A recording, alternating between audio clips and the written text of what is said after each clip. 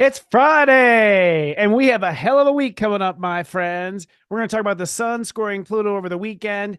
A full moon in Scorpio calls you on your shift, and Mercury stations direct this Thursday. All that and more with Namaste Today Live.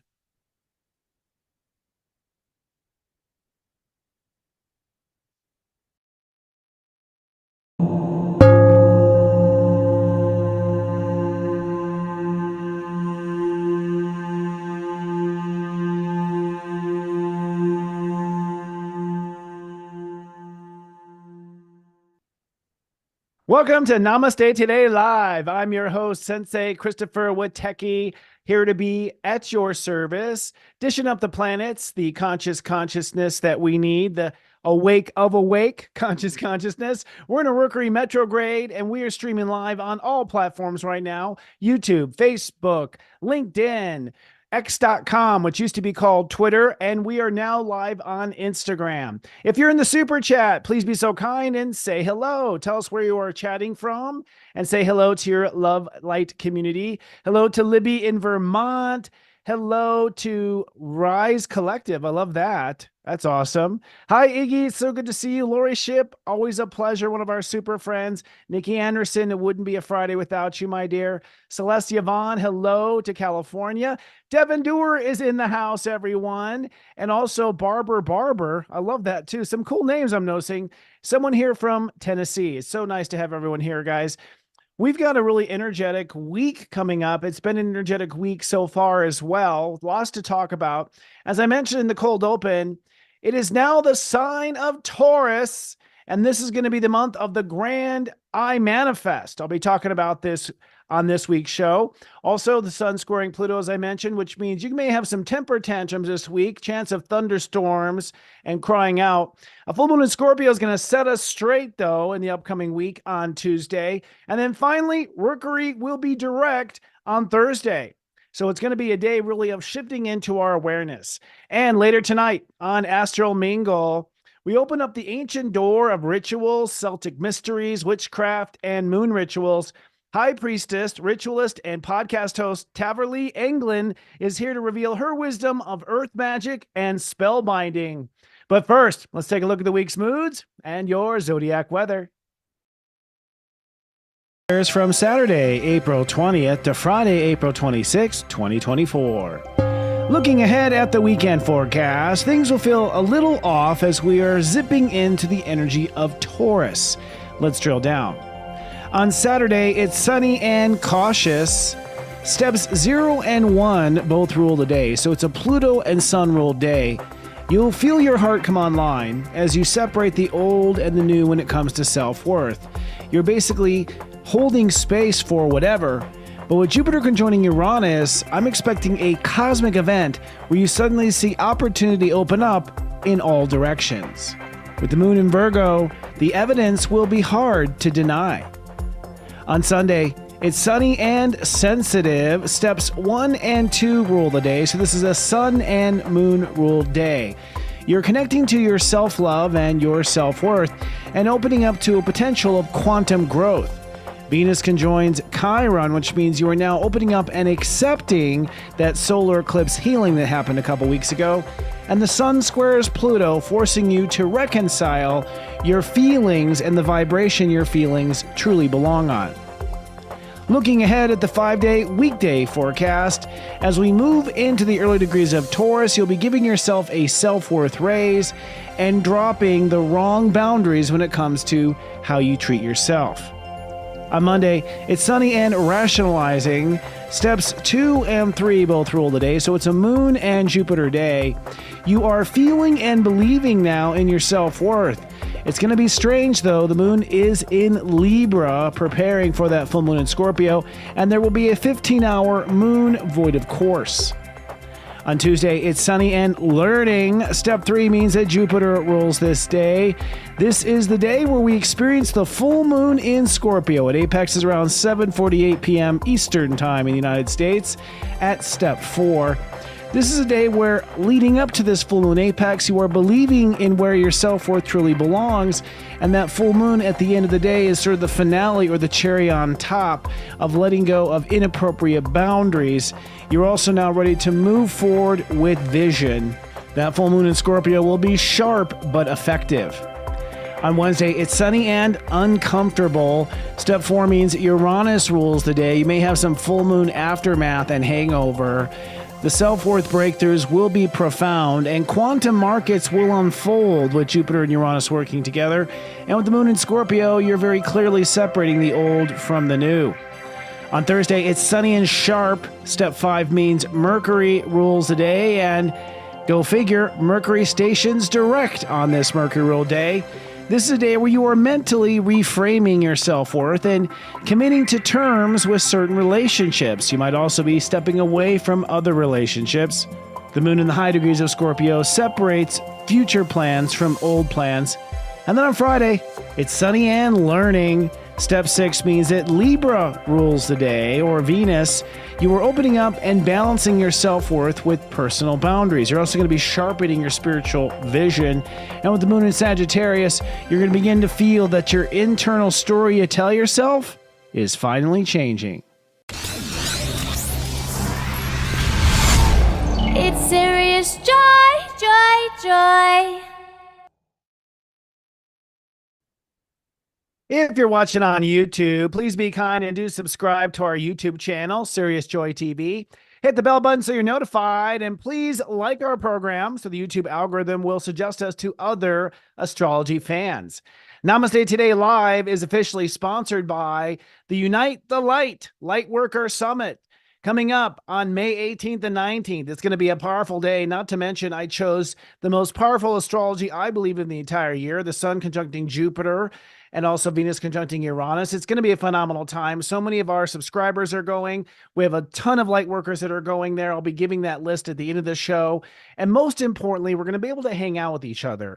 I went to an event not too long ago for the eclipse in Texas, and I have to say, I felt a real connection and a real feeling that this is the time for us to create our own community. Like, we have a community, but I think it's time for it to be realized. I think it's time for it to come together and meet. I also feel it's really important that we meet before the elections in this country, and specifically before September. So if you've got the tiniest inkling that you might want to rub elbows with us, spend a little time over the weekend with us. It's going to be in Austin, Texas. It's going to be a lifetime memory, and you can still get tickets at unitethelight.love.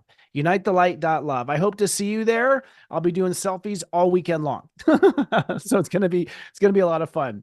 Also, I want to say, in regard to Unite the Light, we are currently looking for an AV production company or an AV partner. We are considering how we're going to tape this. We are considering maybe that it might have some time or something can be broadcast from there, but we need a really good professional. So if you're an AV person, particularly in Austin, Texas, if this is something you do, we're going to reach out to our community. We'd like to hear from you. Email us at support@seriousstory.com. If you are an AV company in Austin, Texas, or you are an AV producer that does online streaming and recording, we're looking for someone who knows what they're doing. We do know what we're doing at Serious Joy, but we're all going to be busy in the program. So it's kind of funny. It's like being a photographer and not being able to shoot your own wedding. Now, I also have one more exciting announcement for tonight that I've been working on secretly for the last 6 months. I am debuting in a new show next Monday called LOL Leading Out Loud. This is going to be a 4-panel show with a bunch of stars. We have Devin Doer, Angel Reader. We have Scott Cruz, Psychic Medium. We have Chris Reck from Minnow Pond Tarot, Tarot Master, and myself. Monday night live, basically. It's going to be at 9 Eastern, 6 Pacific. It's going to be streaming on all of our channels concurrently. Plus, we'll have our own YouTube channel for this show as well. But it's going to be a super cast that goes to all 4 of our networks. So no matter where you catch us, you'll be able to catch us live. It's a live show again on Monday. And we think we're going to end up having it every Monday. So you can now spend your Fridays and your Monday nights with us. This show lives up to its name. It's called Leading Out Loud. But the whole show is us really just sort of having fun, making jokes, and using our psychic awareness and our superpowers to look at current day events. We also have a guest on the show, and we have some contests and some psychic development stuff too. This is pure laugh out loud fun, and also a different look and a different spin of psychic abilities, because you have that full round table of an angel reader, a psychic medium, a tarot person, and an astrologer. And so we look at everything going on, right? We've been doing a ton of Taylor Swift talk. We've been doing a ton of pop culture talk. It's a lot of fun. It's going to go by really fast, and I hope to see you there next Monday night.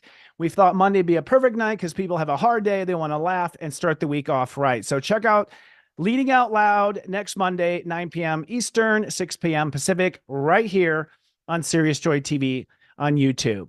All right, excellent. Well, without further ado, I think it's time to check out our weekly planets and transits.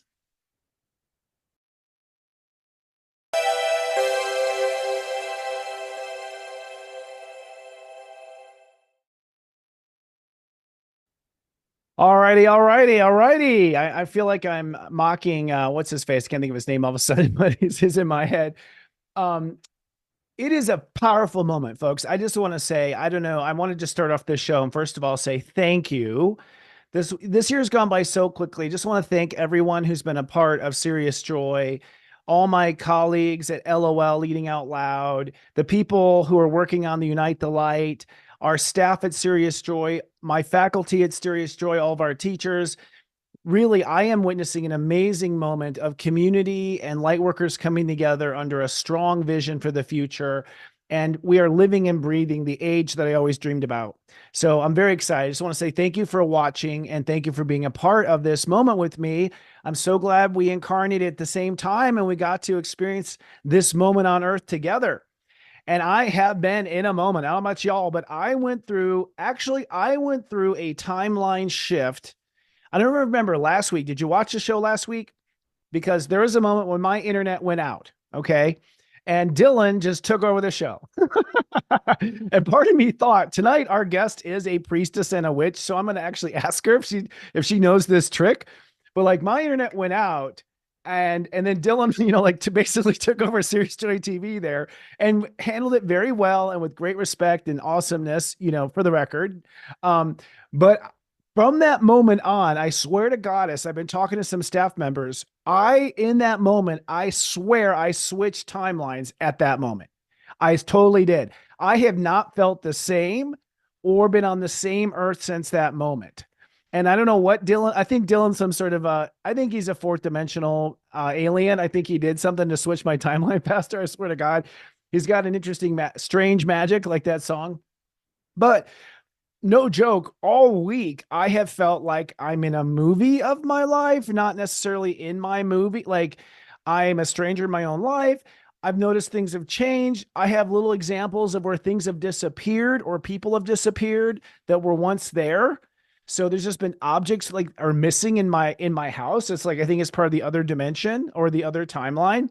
So it's been funky. I definitely do feel that I have shifted after that eclipse. I'm just reporting, and I'm curious if all of you have felt it too. But I have felt a timeline shift where I am on a different planet now. And energetically, what does that mean practically? It means that I just feel totally different in my own skin. I feel very light normally than I do. And I'm just not worried at all about the future. I'm not worried at all, even though it looks like everything looks horrible. If you look at the politics and the, WEF and everything that's happening in the world does not look good. BlackRock owning everything. And I'm like, I feel like everything is going to be just fine. And I think that was the grand I am. I've come into my grand I am, and I hope that you have as well. I got to tell you, just to give you sort of a ballpark, what I believe has been happening, at least I'm living the story I'm telling. Now, I believe that, we manifest what we believe. So I believe this and I'm manifesting it. So the only thing I can confirm is I'm absolutely manifesting what I believe. No question. And what I believe is that our karmic wounds are over. I don't feel like we're going to be boohooing over our karmic wounds for the rest of our life. I think that is over now. I think we are officially healed, sort of like you do in a Southern Baptist church. We are healed, ladies and gentlemen. and we are in our power. And I believe now we have this other agenda, which is to heal Mother Earth. Now, Mother Earth will actually heal. I'm actually talking about heal the infection Mother Earth has, right? She's infected with a lot of viruses, a lot of ideas that frankly are not good for the earth. And I believe that from this point forward, we are now I think it's built, by the way. I think there's a percentage of the people who don't want to grow and are going to resist the whole time. I think there's a percentage of people who are just going to have their coffee in the morning and go, okay, I'll follow you. That sounds like fun. And I think there's a percentage of the people in the world that are going to push hard for the Earth's next dimensional frequency shift. And I believe that we're going to now what I believe is that there are parallel timelines, and that there's a timeline where the light workers are going to go create the enlightened Earth. I totally believe that. I think we're going to do it right here next to everyone else. I think that our Unite the Light meeting is the beginning of that organization, but I'm seeing that organization happen in other organizations too. I have my eyes and connected to other spiritual communities and their leadership, and we're all on that same page.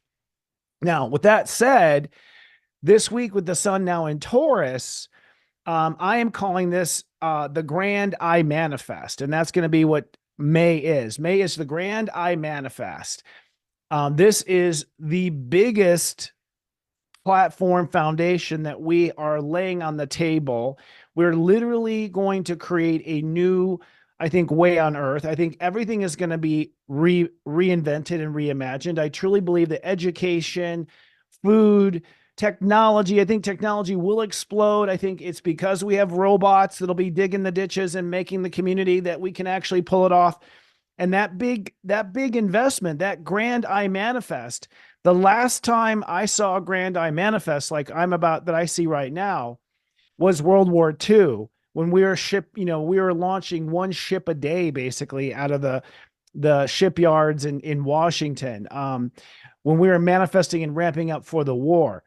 Now what we are ramping up for is the new era. And you can see this in many ways, but AI, robotics, auto-driving cars, airlines that run on hydrogen, all these things you can see that from a technology perspective, things are about to explode. So there's this Grand I Manifest going on in just the material world. But there's also a Grand I Manifest happening in the spiritual world. I believe that there are chosen spirits here who are here to now pave the way for the enlightened age, that we are the pilgrims of the age of Aquarius, that we are putting down settlements that will grow into light cities. And I truly, fully believe this in my heart. If you would have asked me this 5 years ago, I would have thought, oh, that sounds like a science fiction novel. It's not going to happen. Now that I'm here, I feel it all happening. I'm talking to the people who want to build the towns. I'm talking to the technology people. And what it means for you, my friend, is that it is time to build what you've come here to build. That's what this Taurus season is, this Grand I Am. And making it incredibly grand, I'll just talk about this right now, is Jupiter and Uranus conjoining in Taurus tomorrow on April 20th, which is usually the first day of Taurus. First day of Taurus is actually today because of leap year. Things are a little off on step numbers and days. And this conjunction pretty much sets the tone for the Grand I Manifest. I mean, I actually got the Grand I Manifest from looking at this conjunction and realizing this conjunction has a 25 or 30 year, I think, wave that it sets out, like a conscious tidal wave of like 25 to 30 years. This conjunction, is very unique in the sense that we have Jupiter, which is the collective consciousness, okay? And we have Uranus, which is our interdimensionality. So Uranus allows us to go through unlimited dimensions up and down, okay? Uranus is what shifts dimension. In the smallest thing, Uranus is what shifts the dimension of being a child to becoming a parent. Like, oh, now I'm a parent. I used to be a child. Now I'm a parent. That's a dimensional shift that you might see in your life. But Uranus is also a dimensional shift, as in the fourth, the fifth, the sixth, the ninth dimension, etc. And so Jupiter and Uranus basically conjoining and joining forces, which is like an eclipse. An eclipse is the sun and moon joining forces. It's a conjunction, basically, conjunction function. This conjunction is ultimately saying, okay, Let's now multiply the idea of anything in the collective consciousness, any timeline. So I now look at Jupiter as the ruler of timelines. Jupiter is the belief structure timeline that you're on. So every timeline is now being multiplied by every dimension. In Taurus, which is I manifest. At step 21, which is a Jupiter ruled degree, unlimited possibilities is 21. You know, if you like shoot yourself in front of a mirror and you see yourself in the mirror like 1,000 times, you know, you ever do that like in the dressing room, you know, like take the dressing room, you know, shot of you in an outfit or something, and you see all those mirrors. To me, that's sort of what this conjunction is. It sort of opens up all the dimensions that are existing, and they come to this point, all coded by belief, coded by belief. Okay. So what you believe is what sets this in motion. What this does, in my opinion, is puts the power in your hand to manifest any story on any dimension, anywhere. Okay. So that conjunction alone is in Taurus, which means you can make it real. All right. So in simple terms, it means God has literally given us a magic wand to create anything we can imagine from any dimension whatsoever. And I believe that this conjunction will set the stage for things that may mature for the next 25 or 30 years. I myself am having major downloads with technology and stuff, and where Serious Joy is going as well. Now, what multiplies this even further is that Pluto, which is the planet of doors opening and closing, simple but profound, is at 2 degrees Aquarius during this conjunction on Saturday. And Pluto means the doors open in Aquarius to all frequencies through step 2, our emotional self. So our feelings right now can feel into, I believe that our feelings can feel into the distant future, the way past, other dimensions. I believe our feelings can tune into aliens right now. I truly believe we are all multidimensional emotionally at this particular moment. So what that does when you put this all together, this is wizarding right here, cosmic wizardry, is that you have this possibility to create any timeline in any dimension while simultaneously being able to feel through all dimensions in all time. What it does is create a super creator moment. I believe it gives us the power to create something that we never dreamed of. I believe that there are people who are going to, at minimum, get flashes of inspiration in the next few days to few weeks that are literally billion-dollar ideas, save humanity concepts, inventions that come from literally other worlds that a human just has an idea while eating a popsicle on a park bench. It's going to be one of those things where you're just like, oh, I just had an idea. Reminds me of it reminds me of Hitchhiker's Guide to the Galaxy. I don't know if you guys ever read that book. One of my favorite books growing up. And it's a long story, but basically the Earth is just a supercomputer to find the question to the answer of the universe. And he talks about how like there was one human somewhere on Earth that suddenly figured out the question. And that's right when they blew up the Earth. It's kind of funny. So as soon as we figure it out, of course, we blow ourselves up. So funny. Yes. Love a lot. Thank you. 42. Totally true. 42. Which is innovate emotion, by the way, in the step system. Innovate emotion so you can open your heart is 42. So that said, I believe we're in this cosmic moment. This is the grand I manifest. I believe we're going to have the capabilities of manifesting like we have never manifested before. And I believe that that window is open right now. And we have an accelerated trajectory, okay, between now and Gemini. And the thing about Gemini is Jupiter moves into Gemini at the end of May, okay, right after the Unite the Light event, basically, which means, and that was another reason why we chose this time of the year, is because we're going to all have all these ideas at Unite the Light. And then Jupiter goes into Gemini and we're just going to go wild with these ideas. The world is going to think so profoundly differently through this summer and be thinking differently about who they are and think differently about their life, which is why I'm saying, like, people ask me like, who's going to win, this year? And I'm like, everyone is literally changing the way they think forever this summer. forever change the way you think. Mind-blowing changes, which I think are consequences of the grand I manifest, but also have nothing to do with what we're manifesting. It's just us downloading ideas. So it's a very exciting time to be alive. I agree, Kat. It is an amazing moment. And what I want to stress to you folks watching this right now is that this is the moment to move forward for the next 30 days with something you want to manifest in the world. Now, I don't care if you are sleeping on your friend's couch and own nothing to your name. It doesn't matter if you can't, pay for, your rent right now. It doesn't matter that you have no leads on a job, that you have nowhere to turn. It doesn't matter. Wherever you are, if you're watching this, start today on this step 0 day, start today to hold space and take this next 30 days to 0 degrees Gemini, dreaming about what your heart wants. Just dream. So if you don't, a lot of people come to me and say, oh my God, I'm freaking out. You keep saying this is the best time to manifest and the best time to do stuff.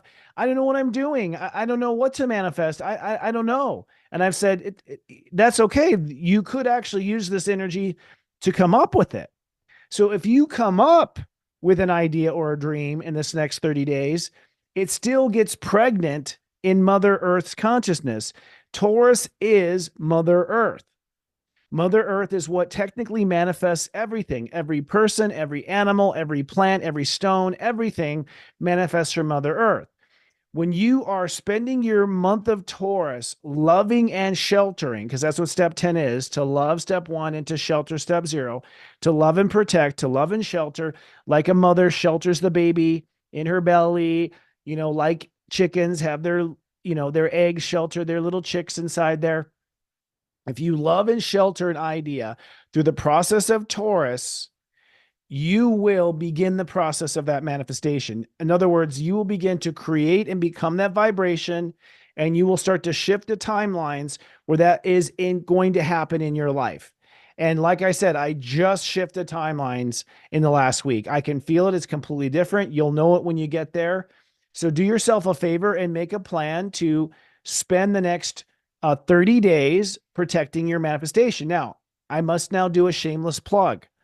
On Serious Joy, my personal Sensei service, starting today, we have a series called The Secrets of Manifestation. We play a video on the timeline every day that teaches you through all the steps. You can go to my website, seriousjoy.com, and if you're a subscriber, you can watch the show every day. Step 0 day is today, so you can still catch today. Watch step 1, step 2, step 3.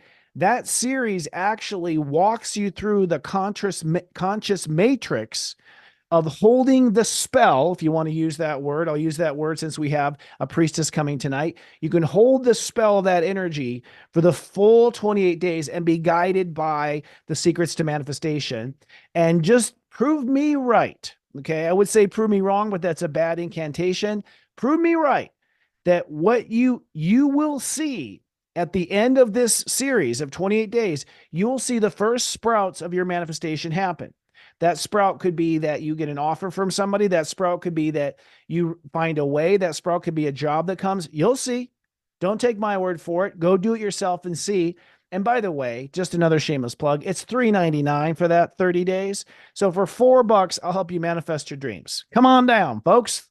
You're going to love it. And we have the best community on the planet. If you love the people in this chat, can you imagine being behind a private paywall where you can say anything that can't be read by the whole general public?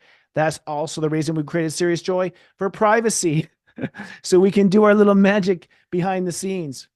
So with that said, let's talk about this upcoming week and the grand I manifest. Now the theme of the week is championing self-worth. Championing self-worth. That is the theme of the week. The championship of your self-worth. And this is actually going to be the spiritual work of the week. The truth is, you deserve it. I know you deserve it because Jupiter already moved through this part of Taurus since last May. Jupiter is way high up now in the 20s. So Jupiter's already shown you where you deserve it. You've already been taught where you deserve it. but you have to champion that self-worth. To champion that self-worth, it means that you have to insist that you treat yourself the way you deserve to be treated. That's the secret to the universe, by the way. The better you treat yourself, the better the world treats you.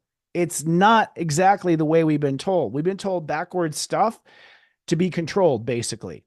But this is the week where you must champion that self-worth. That means that if you go to 7-Eleven and they short you a quarter and you get in your car and you realize you were shorted a quarter, you get your ass back into 7-Eleven and you tell them, give me my quarter.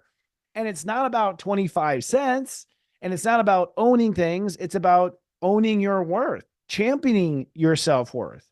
So this is a time in your thoughts to yourself. Don't put yourself down. Don't use any false humility like, oh, I'm so stupid. None of that stuff. Those games have to stop. We don't realize, and this is what I've realized in the last year, that the only thing that was ever in the way was me. I've been the only thing in the way of my success, me. I was being cautious. I was trying to not make mistakes, all these different things. And, looking back, I don't think I would have tried it any other way. But what I've definitely learned is I feel like if you just own your worth and you just put it out there, I think it's just going to happen. I think everything else is kind of a game to keep us confused and not aware of our power.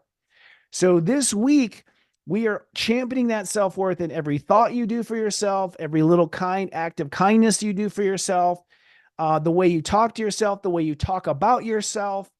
Give yourself a raise. I dare you, okay, to give yourself a raise. Now, with the Earth in Scorpio while the Sun's in Taurus, you want to then manifest this as a permanent change. So when the Sun is in Taurus and the Earth is in Scorpio, we're actually changing the boundary. That's what actually gives you the manifestation and gives you the raise. It's always through the opposite sign that you can activate the current sign, right? So Taurus, which is manifestation, harvest, productivity, abundance, money, finance, manufacturing, okay, all these abundant earthly things and yummy food. All those memes are correct. We Taurus, we know how to eat. Let me tell you, I'll take you out to dinner. Let me tell you. And I have no problem with that. But the way you manifest stuff is actually through the use of the boundaries, okay? That you draw a line, right? So how do I make more money? I say the price is now higher boundary. It's a higher boundary to cross this line.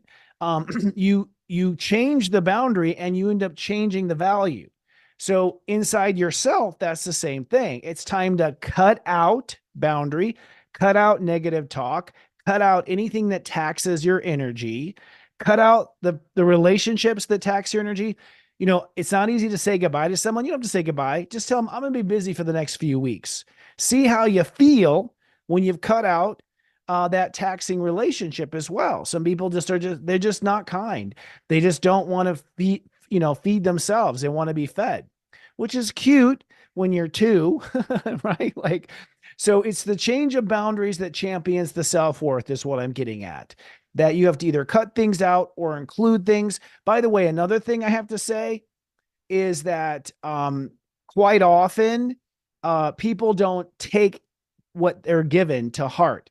And so a lot of people have low self-worth because they don't take the compliment. They don't take the gift. They don't take the time to appreciate what's been given to them. As much time as it takes and as busy as I am, if someone sends me a gift like this one that I got from Bernadette, who came on the show, she gave me this awesome tea mug of an owl. When this tea mug came, I sat there and was like, oh, I took it in. I was like, this is so nice. And it's my favorite animal, the owl. How does she know? She'd done research and asked through my staff. Like the thoughtfulness, the kindness, the generosity. I take a moment and I take it to heart, no matter how much there's 45 messages waiting for me. And a lot of times championing self-worth is taking things to heart. Like take a moment to smell the roses, to appreciate your life, to be grateful for everything that you have in every little moment. Because let me tell you, not one moment is random in your life. Not one. Even the slowest, most boring moment that you hate, you created, you signed up for when you got on that ride. So we're championing our self-worth this week, and I've given you all the tips on how to do so.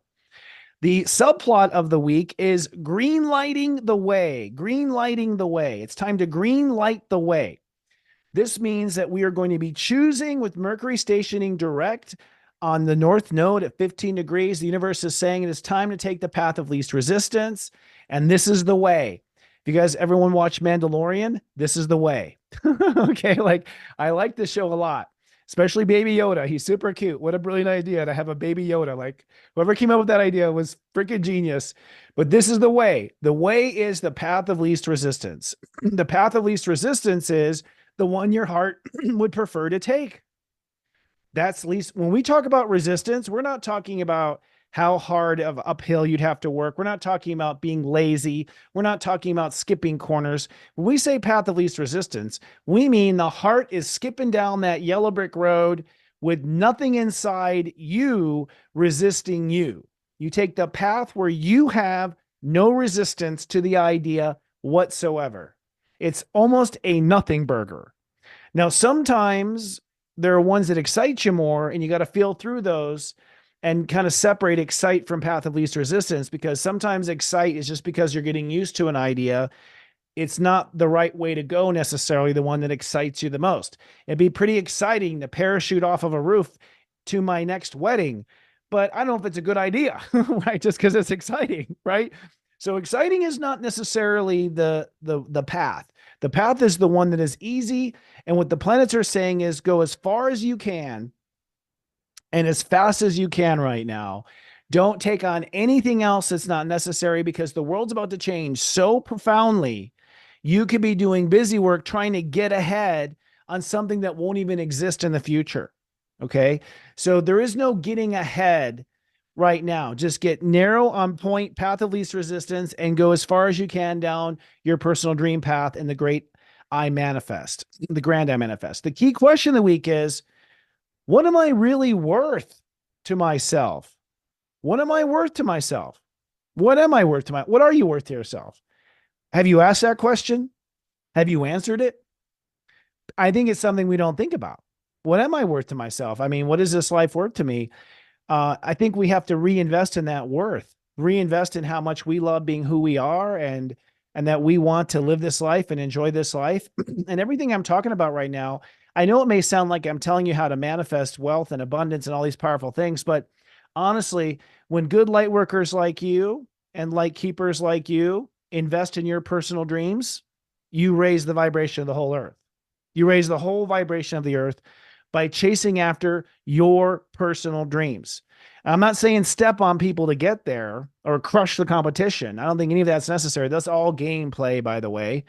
But I do actually believe that by you green lighting your heart's wishes and by you manifesting your joy, you're doing the entire earth a favor, because it's infectious. Even animals, I think, are getting happier when humans are happier. Everyone is happier when you're happier. So it's time now to really ask yourself what you're worth, and ask yourself if you're willing to go there and do what's necessary. All right. I need a sip. Okay, just looking at the comments here. Beautiful. All right. So with that said, let's take a look at the planets. Oh, look at this. Turn that down. Sorry, I was monitoring me on another channel. We'll start with, of course, the sun. The sun this week goes from 0 to 6 degrees Taurus. So we are currently at 0 degrees right now. We're in a weird time where the step number is changing very early on in the morning here in the United States. Anyways, it's different on other places of the world. So we sort of wake up to step 0 tomorrow, but we go to step 1 right away. And we're kind of in these 2-step days for the next 2 or 3 days. Being in a 2-step day like that does make consciousness weird, because your soul does feel the step change. It does feel, you do feel the step change. If you pay attention, one thing about Serious Joy is we send out, we have messages. We tell you when the step's going to change in the day, and you'll feel that, well, man, my day just went to a whole nother direction. So it's kind of a weird time warp this week because of that, because we have this, for the next 3 or 4 days, we have these 2-step days when we wake up. But 0 degree Taurus to 6 degree Taurus is literally how I value myself, because step 6, the 6th degree, the 6th channel, the 6th step really is my relationship to myself. And that's what the step system is, by the way. It's every type of consciousness there is, all 360 degrees of consciousness. That's how many different degrees of consciousness. Pretty low resolution, really, just 360 flavors on the earth, really, in this reality. But 6 is our relationship to ourself. And so we basically are going to own and champion our self-worth with ourselves. So as we go through each day of the week, how much do I value my protection? Today, step 0, how much do I value my protection? How much do I value my heart? Step 1 tomorrow. How much do I value my feelings? Step 2 on Monday. How much do I value my belief in myself? Step 3 on Tuesday. How do I value where I belong with myself? Am I treating myself like a friend? Am I treating myself like a frenemy? And what do I think of myself? Step 5. And that's when Mercury goes direct. Mercury goes direct when God asks the question, do I value myself and my thinking of myself? Do my thoughts value me, or do my thoughts take me down? Oops, no, we're not going to Mercury just yet. Sorry, Sarah. Let's go back to the first slide. Thanks. I was just talking about Mercury stationing direct this week. So ultimately, you're basically having a powwow with your own heart this week, and you're not going to be able to lie. Your heart will tell you, hey, I don't think I really value my heart enough in life. Value meaning time and space. So if you're wondering, what does value really come down to? It is time, step 0, and energy, step 1, which is what 10 is. Time and energy. 0 and 1, 1 and 0. That's what it is. 0 and 1 leads to 1 and 0. That's basically how it works. Time and energy leads to manifestation, step 10. So if you're not valuing yourself, you're not giving your emotions enough time and energy. You're not giving your belief in yourself enough time and energy. You're not giving your thoughts enough time and energy. I'll just share a story with you. I used to wait tables in college. I went to college for 6 years because I changed college 3 times. So I kept having to redo my basics. So I ended up getting this huge education about everything. But I was a filmmaker. I wanted to write movies. I wanted to tell stories. So I would put so much time and energy when I was on the floor waiting tables. I was thinking about plot points. I was thinking about characters, twists, all kinds of things. I put in all that time and energy while I was waiting tables to these story ideas I have. And you may go, well, they've led nowhere. Oh, just wait. I haven't put down that dream. But the point is that you can take time and energy and put it on your thoughts, your emotions, anything in your life, and it's going to make you feel more valuable and give you more self-worth. This is why when you go to a masseuse and they give you time and energy on your back, you feel like $1,000,000. It's the time and the energy that you have put into that situation. So I can't say it enough. Everyone can have great self-worth if they give themselves the time and energy, period. I'm sure you do, Michelle. Jupiter this week, which is the big payoff, goes from step 21 to step 23. And you know what? I've never seen Jupiter go so fast. So for some reason, Jupiter is moving faster. So that's a weird thing because it usually only moves 1 degree at the fastest in a week. And it's going to move 2 degrees this week. So it is moving a little faster. This is now expanding. Jupiter and Uranus are now in conjunction. These are the 2 monsters that are creating the Grand Eye Manifest. I already talked about this vortex. It opens up tomorrow on April 20th, but it lasts for a good 6 months, and it sets things up that'll last 30 years. Them going from 21 to 23 and Uranus from 21 to 22. Once Uranus goes to 22, which, by the way, will be on, drumroll, Tuesday, 22 on Tuesday. That's funny. On Tuesday, it's 22. Tuesday. So on Tuesday, it goes to 22. And that's the point when I believe the ceiling of what's possible rises to a new level. So what does that mean, Sensei? Well, it means that, like, let's say you were going to write a book and you're like, I'm going to write a book. And you go ahead and you tell a friend who's also an author, and this friend has been published. And so they're sort of holding space. And you say, this is my idea for a book. And your friend says, you know what? That's actually 3 books. You've got an idea for 3 books. That's Uranus going, it's not this, it's this. So the universe is going to reveal, how your idea is actually going to go much higher than you actually thought it was going to go. And that's for people who already are aiming high. Uranus is saying, oh, you're thinking from a little 3D human perspective. Let me take it a 4D. Let me take it a 5D. And did you know, for instance, that what you do here affects the entire universe? A whole nother topic. We can talk about it. Pretty interesting stuff. So it is we have the sun at the first decan, and we have Jupiter and Uranus in the third decan. This is what you'll manifest in the world. And so the question is, if I'm going to manifest this miracle in the world, how much do I need to value myself at the core? Because I am the battery that makes that happen. So if I don't value myself a whole lot, I can't cash these checks, basically blank checks from God, which is the only time in our whole life this has happened. That's it. The last time Jupiter was in Taurus, it was alone. And the time before that, it was with party pooper Saturn. It wasn't very much fun. Uranus is like, puts on the shades and says, I'll go there with you. It's Aquarius, definitely the person you want to take to a party. All right.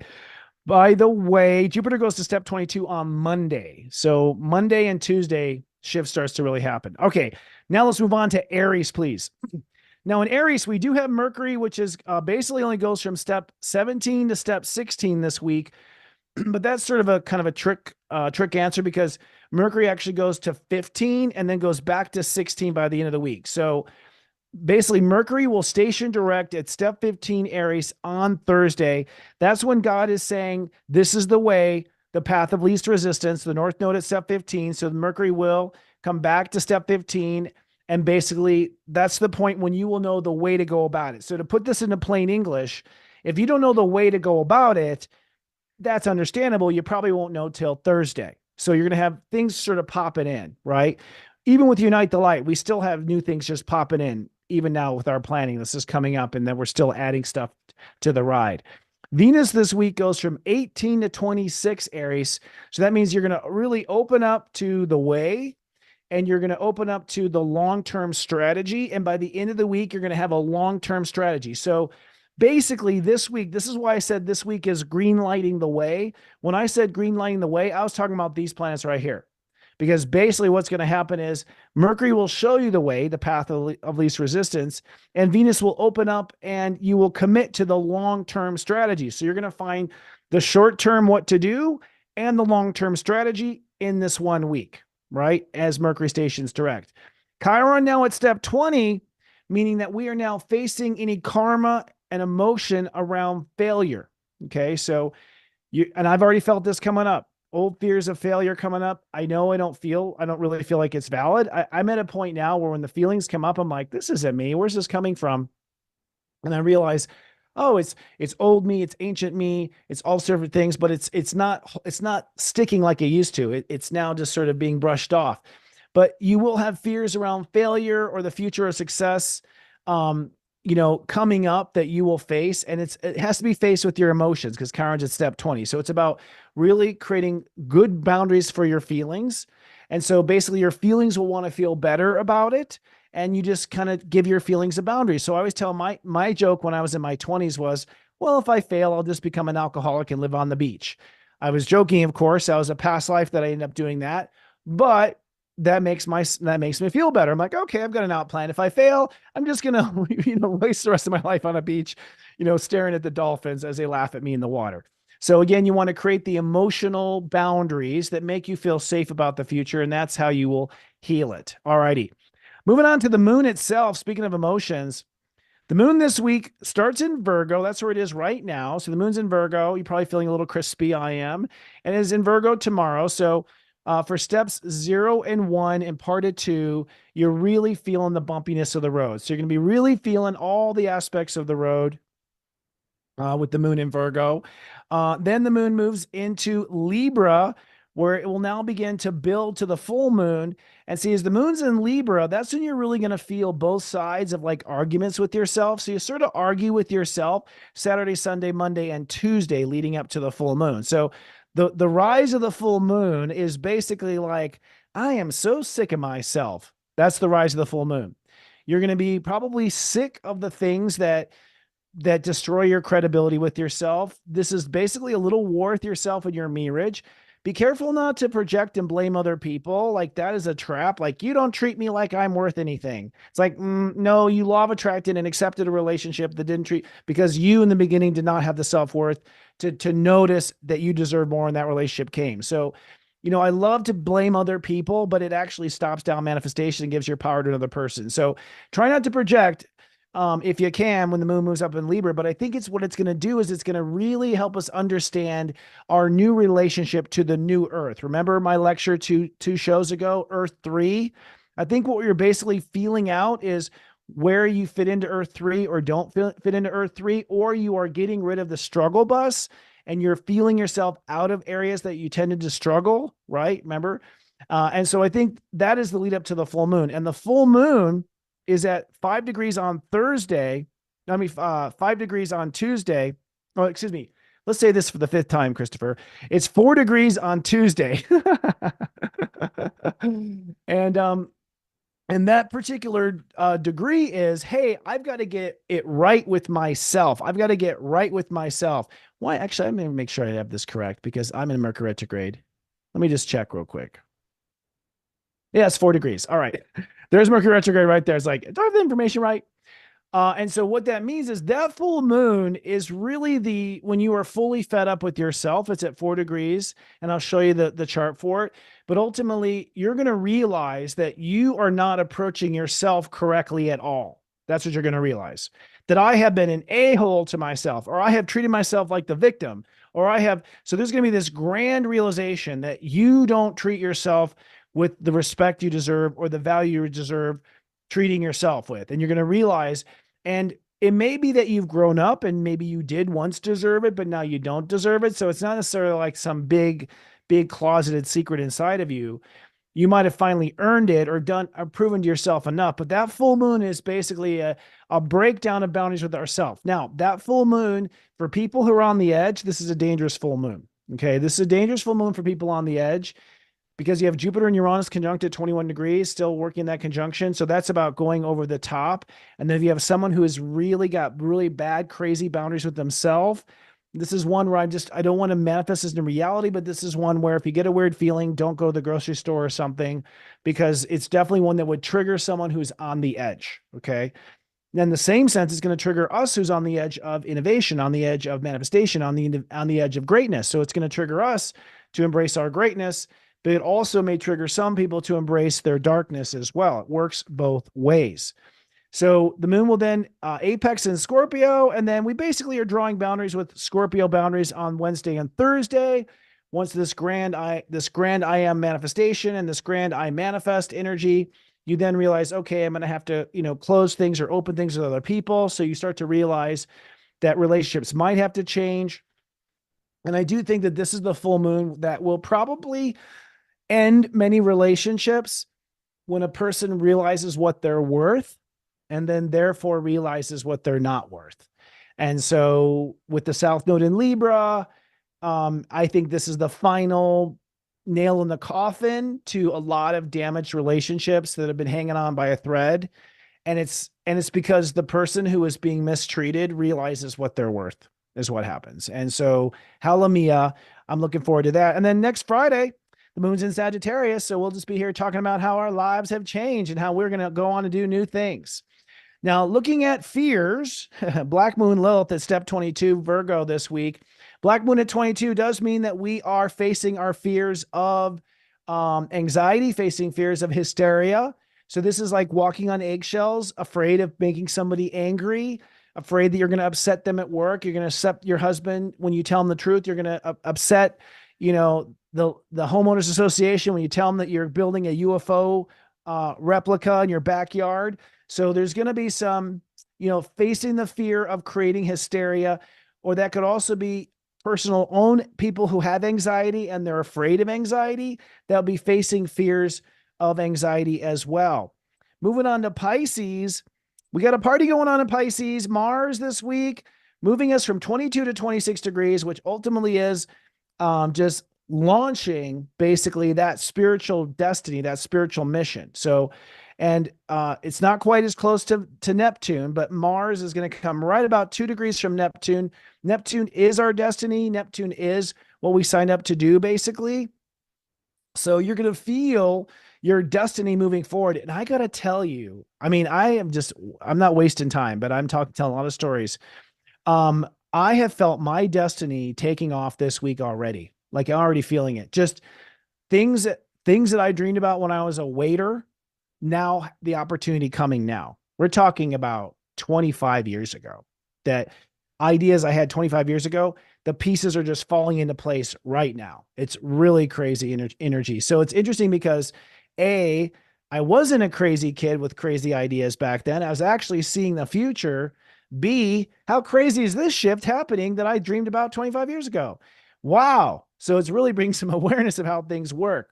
So your destiny is launching with Mars conjoining Neptune, whatever that happens to be. And destiny is also things like meeting certain people, launching certain products, maybe writing certain books, that sort of thing.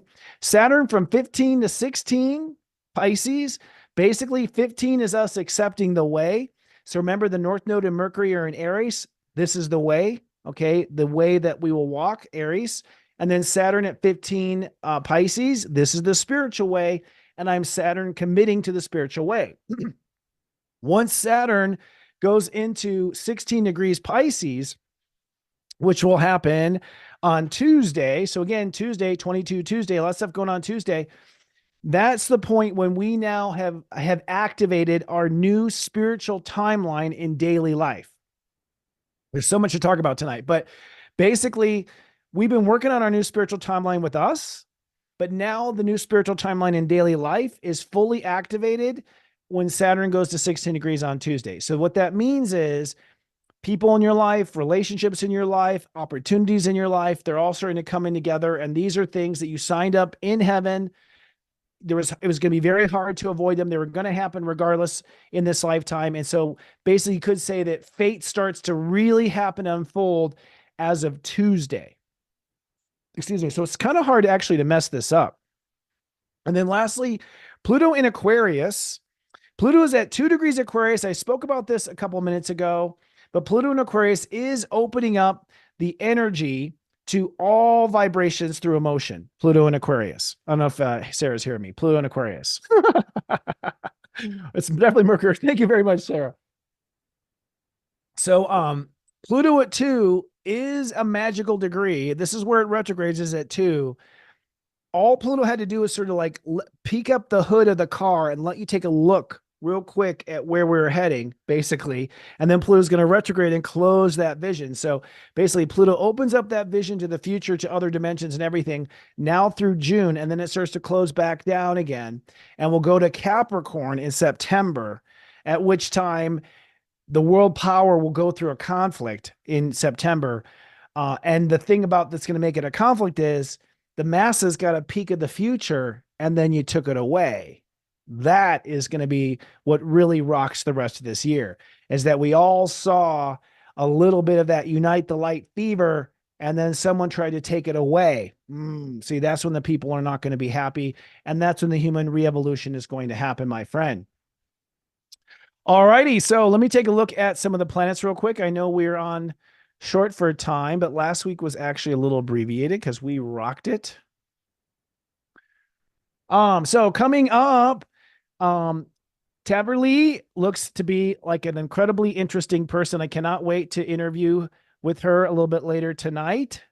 She is a podcaster. She's a high priestess. She's a spiritual coach. She knows magic. She knows witchery. She knows dimensions. It's going to be fun. Purple is a perfect color for this. As I said, tomorrow we have the big conjunction. Now, where is actually the Venus? This, you know what? I don't have it here, but you can see it right here. Let's just let's just zoom in. But basically you have Jupiter and Uranus will conjunct tomorrow at 21 plus minutes. And this is basically the vortex. Now this conjunction, does it happen? I wish I had my chart. I don't know why I didn't have it there, but boo-hoo. See, forgot to pack something. I don't know if the sun's at 0 or at 1 during the conjunction. I'm going to look that up on the commercial break and find out. But this is the big conjunction. Chiron facing fears of the future. Venus and Mercury have just recently come together. Look at Mars at 22 degrees. So Mars is saying, okay, let's change spiritual timelines. 22 net 4. Net 4 is a Uranus ruled degree. So basically tomorrow on April 20th, we do have a bit of a timeline shift for sure. Then on Sunday, the next big thing is Venus conjoins Chiron at 20 degrees. So we really open up this week with this unlimited possibilities, this feeling that the future is happening now. And so I wouldn't be surprised on Sunday when you wake up that you are a little bit afraid of how the future is going to turn out. Okay. That would be expected, by the way. This is something I didn't even talk about yet. There's just so much going on, but the sun squares Pluto on Sunday. This is Pluto at 2 degrees, squaring the sun at 2 degrees. Sunday is the wake up call. This happens at 1 p.m. This is where basically the universe is saying to you, hey, your dreams are about to come true. And you're like, but I feel like a loser. And basically, like Sharon Moonstruck, God's going to be like, snap out of it. It's time to stand up and own what you're worth. So there's a real, and that's called Pluto, by the way. So Pluto's going to jack slap everyone if they're not really feeling what they're worth. So you're going to feel that, I think, and it'll probably be some little, probably quiet moment with yourself, but still a real wake-up call. Plus, we have Chiron and Venus at 20 degrees at the same time that we're facing the 2. So this is how I feel about myself. This is how I feel about the future. So I think it's a double. I think what this is that we have a profound shift in how we feel about ourselves. And we realize that we can no longer go back to those darker, low vibration feelings, that we have to raise our emotional context of ourselves. The moon is in Libra during this moment. So we're literally feeling our relationship to ourselves. The moon crosses the lunar eclipse spot that we had earlier over a month ago, that eclipse in Libra. So this is a real wake-up call that you got to grow up emotionally on the inside if you want to get what you deserve, basically. And that is on Sunday. Then we have, of course, probably the highlight of the week, the full moon in Scorpio on Tuesday. It apexes at 7:48 p.m. on the East Coast here. The full moon at 4 degrees Scorpio. This basically full moon says that you are, and technically it goes to here, the planets have Eris here no more here, that you are on the wrong side of yourself. You woke up on the wrong side of the bed. This is sort of you realizing you woke up on the wrong side of life. You woke up on the wrong side of yourself in life. And so the full moon is that you've got to draw a new boundary with yourself and really get on the right side of yourself if you expect this wonderful manifestation to happen. Okay. So you're going to really value yourself in a new way. So this is a self-worth breakdown.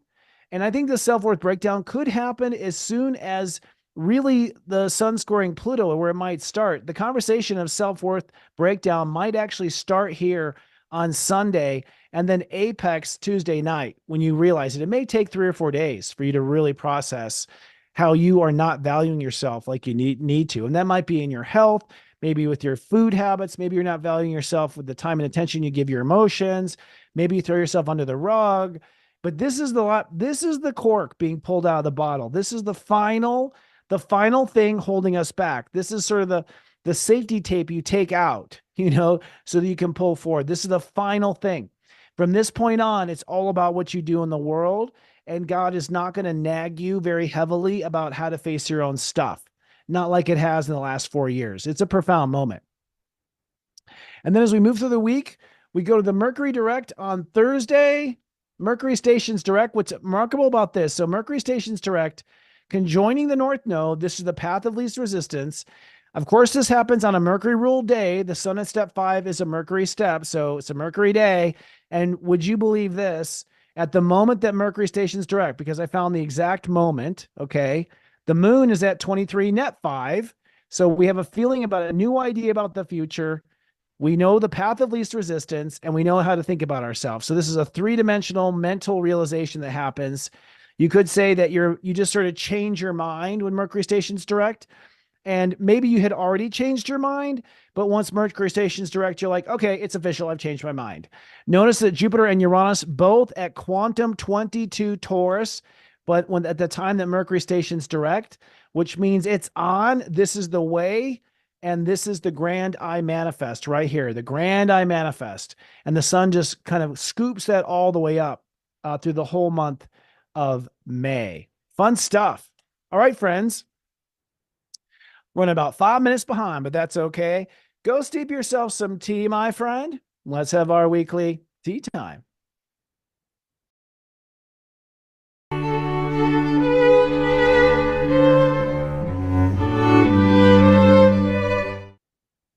Hello, friends. I'm off to the side, pulling up information here. If you guys can see my my wizard's desk. It's a full on monitors everywhere, green screen behind me, key lights. It's just like, you can tell shift happens. And I've been cat sitting for my cousin's cat. His name is Jack. He's this big fat black cat. And every time I go to the bathroom, I come back, he's on my seat. He's sitting on my seat. He's sitting in the king's throne. He's trying to, and then I go over to get dressed this morning, sitting on my clothes. It's just like, yeah, blocking up. Tell me how it's going to be. Cats. It's like cats. The joke about cat is that they own you, really. That's how it is with a cat. They own you. We're a dog, you're their owner. I mean, owner is a bad word, I think, in spirituality, but cats are like, you work for them. That's the funny thing about cats. So funny. Alrighty. The cat's meow. Thank you, Carol. So we are looking ahead here at the horoscopes for the week. Now, just so you all know, if you're new to Serious Joy, welcome. We love you. We've been waiting for you forever. So glad you finally made it. Let's get on the party bus together. Earth 3. Let's do it. We always do the horoscopes here in this show, and then we release the horoscopes on Tuesdays. So you can see your horoscope again on Tuesday and be reminded of what you need to do, because I forget. I don't know about you. So we are really living up. By the way, we're going to start releasing Astro Mingles on Wednesdays. So it's going to be Mondays, LOL, Tuesdays, your horoscope, Wednesdays, Astro Mingle re-release, and then Fridays, Namaste Today Live. That's right. Serious Joy TV is part of what we're manifesting here. We're going to enlighten the world through entertainment, infotainment. So this week, for your horoscope, I'm going to talk about several things. One, the sun in Taurus, where you are raising your self-worth. So raising your self-worth, where are you raising your self-worth inside yourself? I'll be talking about that. Then I'm going to talk about the sun squaring Pluto on Sunday. So on Sunday, which is named after the sun squares Pluto at 2 degrees.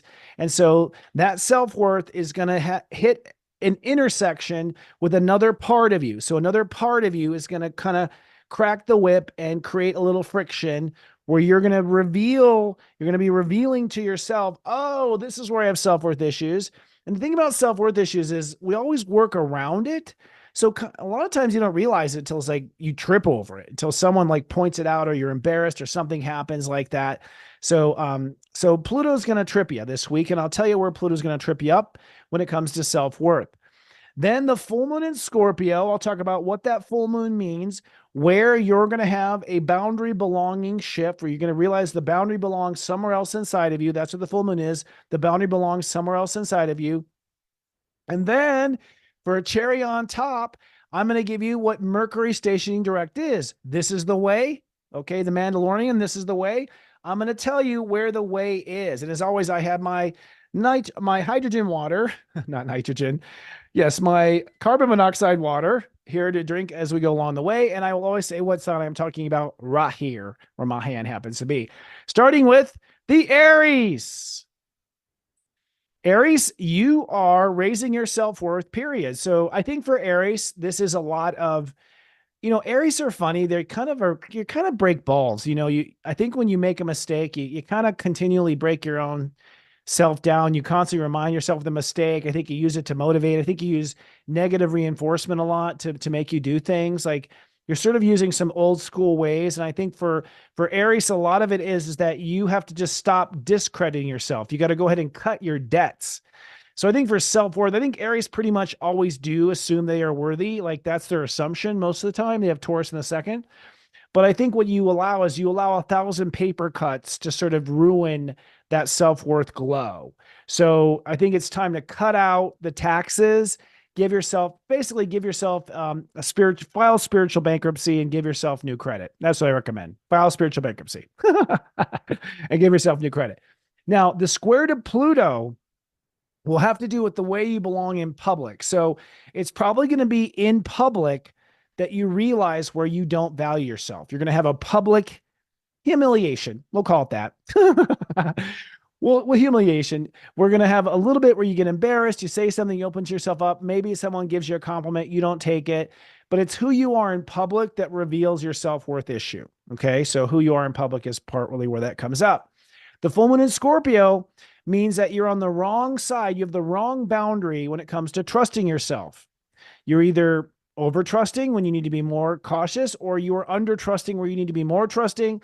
But somewhere you have a boundary issue with yourself that messes your trust in yourself. So you have a trust in yourself issue, basically, that's going to change with the full moon and apex on Tuesday night, late Tuesday night. And the Mercury station direct, when we say this is the way, for you, this is the way to behave. This is the way to respond. This is the way to act.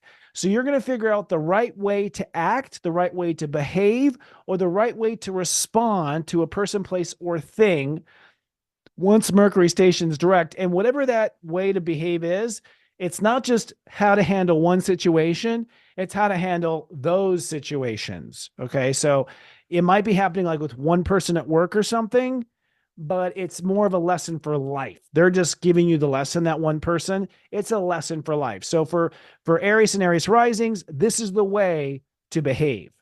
All right. Taurus. I love saying it that way. Taurus is the master builders. Your self-worth issue has to do with the way you treat yourself. So you either neglect yourself, you put yourself last, you throw yourself under the bus, you fail to take a compliment.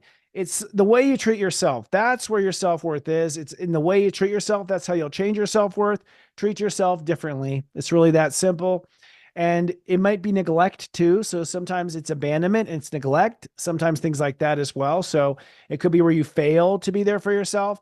I know I had the realization just a couple of days ago. I'm like, I'm not treating myself the way I deserve to be treated. I'm still that waiter, feeling like I have to wait on everybody instead of waiting on myself. My little brilliance there. Now, the square with Pluto on Sunday has to do with self-discipline. Somewhere in your self-discipline, that could be how much work you put on yourself. That could be what you expect of yourself. It could be how hard you are on yourself. But self-discipline is what will reveal where you are shifty at self-treatment. So you have some sort of a self-worth issue around the way you treat yourself when you're trying to discipline yourself. Okay. The way you treat yourself when you're trying to discipline yourself. That will bite you in the ass on Sunday. The full moon in Scorpio on Tuesday means that you're line with yourself. You have some sort of a boundary with yourself in your marriage vows. You have a wrong boundary in your marriage vows. You have failed to vow to something to yourself, or you have vowed to something that's unrealistic to yourself, but you're not on your heart side. You're not really listening to your heart when you deal with yourself. You're not listening to your heart. You're probably listening to your mind, or you're probably listening to your stomach, but you're not listening to your heart. That's for darn sure. And the Mercury direct, when it says this is the way, what God is going to reveal to you is that this is the way spiritually. So Tauruses are going to find the way of faith. They're going to find the way to think when it comes to faith, the mindset to take that keeps the right faith, probably the thoughts to avoid to that can deteriorate your faith. This is the way when it comes to your faith and spirituality. And I've been seeing that happen a lot lately, because I had some questions of faith, but I've answered them. Hydrogen, water, Geminis. Geminis, you have a self-worth issue when it comes to faith. So with Geminis, I know you very well. I'm the father of a Gemini. Geminis they'll think about it so much that they will actually end up losing faith in everything. And then once a Gemini loses faith in everything, a Gemini feels like a piece of shit. So literally Geminis will worry to the point where they feel worthless. That's what happens. They worry till worthlessness. So this is about changing your faith by really changing the way you think about yourself and not letting your worry and your fears ruin your faith and therefore ruin your credibility with yourself. So it's literally a faith that leads to bankruptcy. And where you're going to have a right turn at Albuquerque is when it comes to your belief in yourself.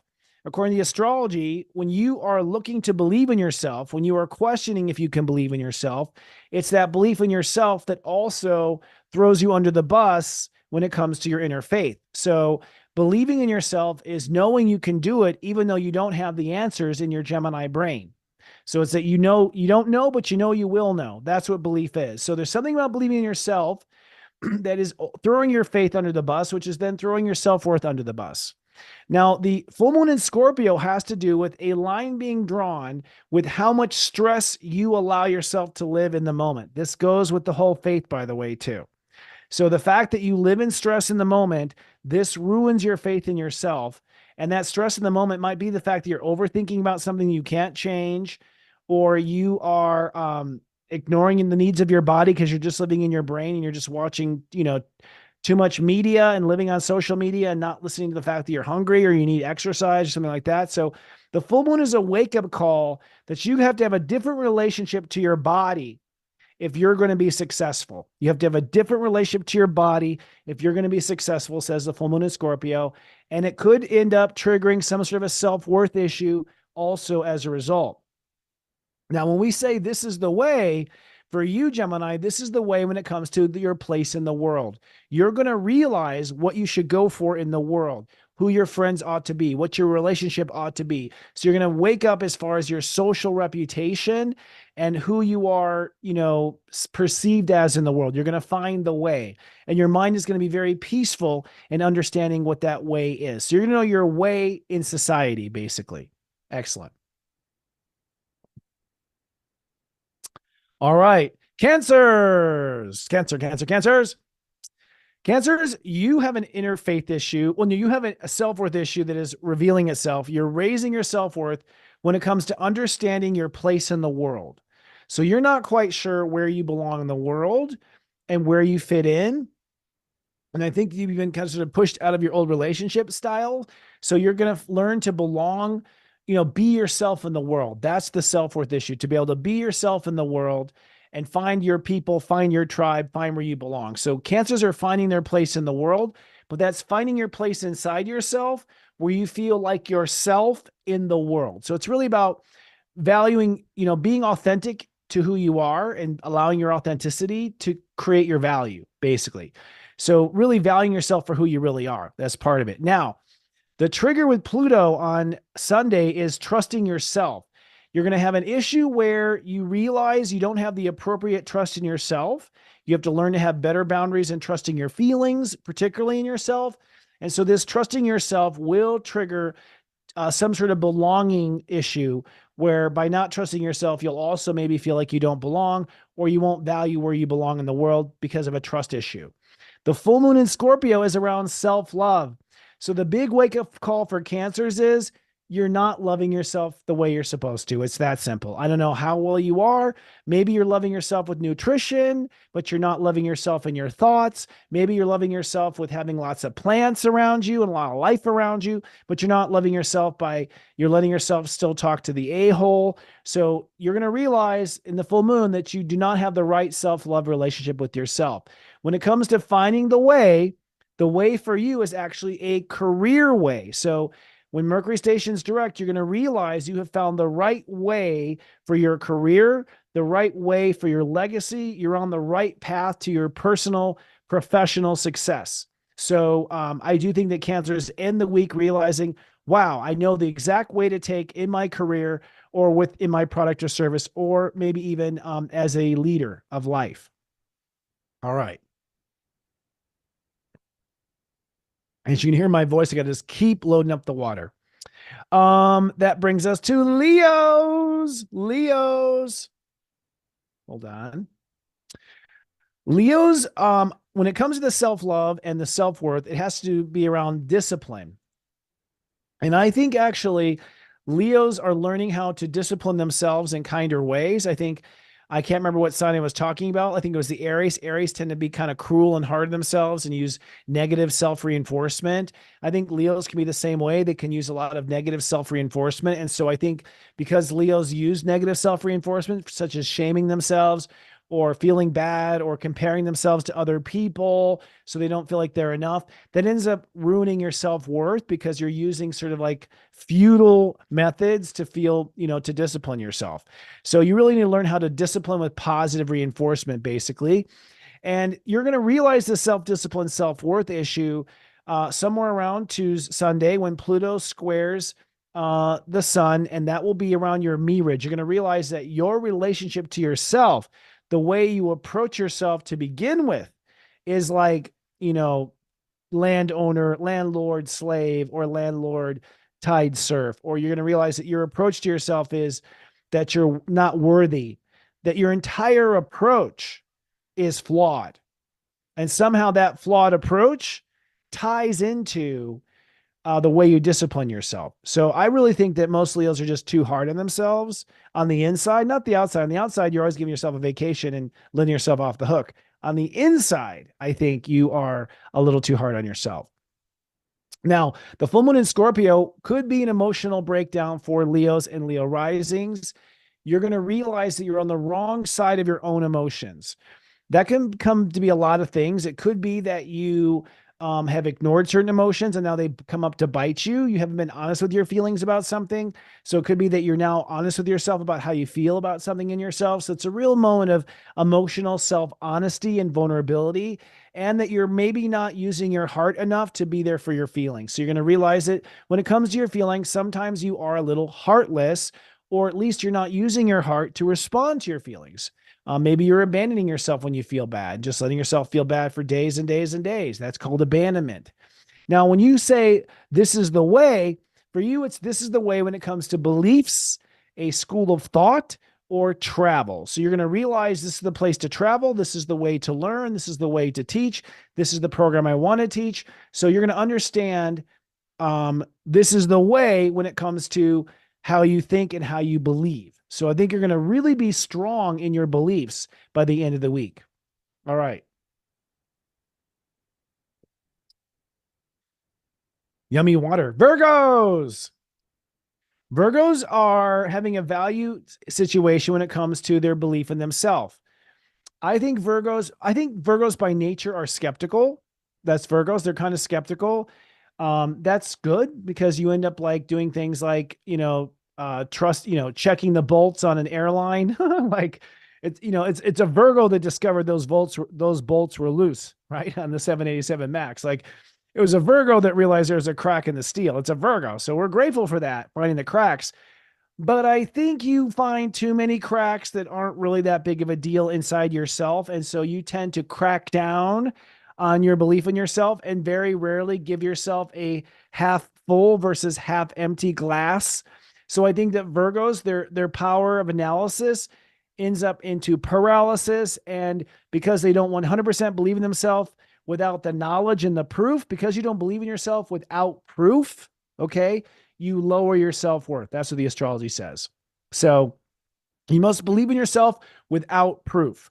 Now, the square to Pluto will be around health and how you live in the body. So there's going to be some health stress crisis moment probably on Sunday where you are just maybe not feeling good with the food you're putting in your body, or the stress you've been in all week over your boss, or how you've been picking up on this energy and you've letting it get to you. There's something about your stress in the body that is going to trigger your failure to believe in yourself. Okay. And remember, this comes out on Tuesday. So listen again on Tuesday. The full moon in Scorpio is going to be a wake-up call with an inappropriate boundary when it comes to the way you talk and think about yourself. So you are not being nice to yourself. And that's basically what I opened up this program saying. Like, you are hypercritical and you don't give yourself the benefit of belief. And so your mind is the problem here. It's your mind. Your mind is being used against you. You need to put some boundaries in place. And, I always call the mind basically the Jekyller. So you are the king or queen. Your mind is just the Jekyller and the heckler. Don't let that mind put down the king or queen. It's not appropriate. Off with your head. Kill that damn thing. Don't allow it. Now, the way, when we say this is the way, you're going to realize the right way with particular boundaries. You are re-architecting boundaries, what you open up to, what you close down to, what you say yes to, what you say no to. And so you're going to find the perfect way, sort of the Goldilocks way, just right. This porridge is just right. This bed is just right. I think Virgo's going to find the just right way to draw the line. That could be draw the line with a person. That could be draw the line with the job. That could be draw the line with a substance like a food or alcohol or something like that. But just like I said earlier, that line represents how you should approach all lines. And the 15 is being mindful of the heart. The heart needs to be the part of you that draws the line, not the mind, not the ego, not the hurt feelings. The heart must draw the line. This is the way. Libras, you have a value system around trusting yourself. Libras, when you fail to trust yourself, and you question being able to trust yourself, or if you fail to draw boundaries with yourself and enforce those boundaries with yourself, you lose self-worth. So self-worth is directly tied to your capacity to draw boundaries with yourself and enforce them. I know that's very hard when it comes to relationships, which is what you tend to do. You tend to compromise your boundaries with yourself to make the other party happy. And what the astrology shows is this results in low self-worth. So the reason why you can't ask for what you're worth at work in your job is because you went ahead and did what your husband wanted or what your wife wanted, even though it went against your own boundary with yourself. That's what lowers your self-esteem according to the astrology. So the square to Pluto is around self-love. You're going to have a wake-up call where you realize your boundaries with yourself are somehow entangled with self-love. Maybe they're keeping you from loving yourself, or maybe you realize you don't love yourself enough, and this ties to your boundaries. So boundaries and self-love have some sort of very important lesson happening on Sunday. Maybe even tomorrow it might happen, is what I'm picking up. The full moon is around self-worth. What you're going to realize is you have been failing to value yourself the way you deserve to be valued. And that is you're on the wrong side of giving yourself credit. You're on the wrong side of throwing yourself under the bus. You are taxing yourself when you don't need to be taxed. You're probably punishing yourself where you don't need to be punished. And so you really don't own your worth because you have a boundary issue with yourself. And you, at the end of the day, are saying half empty instead of half full. So the full moon is a real wake-up call about where you need to value yourself. And it might be somewhere specific where you need to value yourself that you find that out. Now, when they say this is the way, it has to do with relationships. You're going to learn precisely the right way and the right path to go in your relationships, okay? So, and this will probably apply to all relationships. It might be just one relationship that's causing a trouble, but when you figure out the way with that person, a light bulb is going to go off and you go, oh my God, this is the way with all relationships. I should do this in all my relationships, which is really powerful because Libras rule relationships. And so when you have the sign that rules relationships, changing the way they think about relationships, that means that Libras are now making changes that will go through all relationships on Earth and will spread to all relationships on Earth. So major relationship changes happening if you know your local Libra. Scorpio. Scorpio, you are raising your self-worth in your mirage. You don't give yourself enough credit in your mirage to yourself. Usually this is in one area or two, like don't give yourself enough credit for the way you write, or you don't give yourself enough credit for the way you handled that particular situation at work. Somewhere you're not giving yourself enough credit. It's just that simple. Maybe it's because you're trying to be fair to others in the relationship. Maybe it's because you're not trying to be all that. I don't know what the whys are, but basically Scorpios, because they're the opposite of Taurus, they can give themselves credit or not. It's complete within their power. If you're not giving yourself credit, then you're not going to have the credit. Like your credit will always come from yourself and only yourself, and only Tauruses and Scorpios are built that way. We're the only ones built that way, that we just write the check. And so it is. Okay. So it's time to write yourself the check and just give yourself the credit you deserve in your mirage.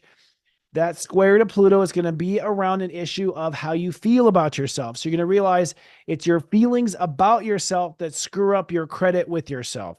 So you have a credit issue, a bad issue on your credit report, your self-credit report. It's an emotional issue on your credit report that is discontinuing good credit with yourself.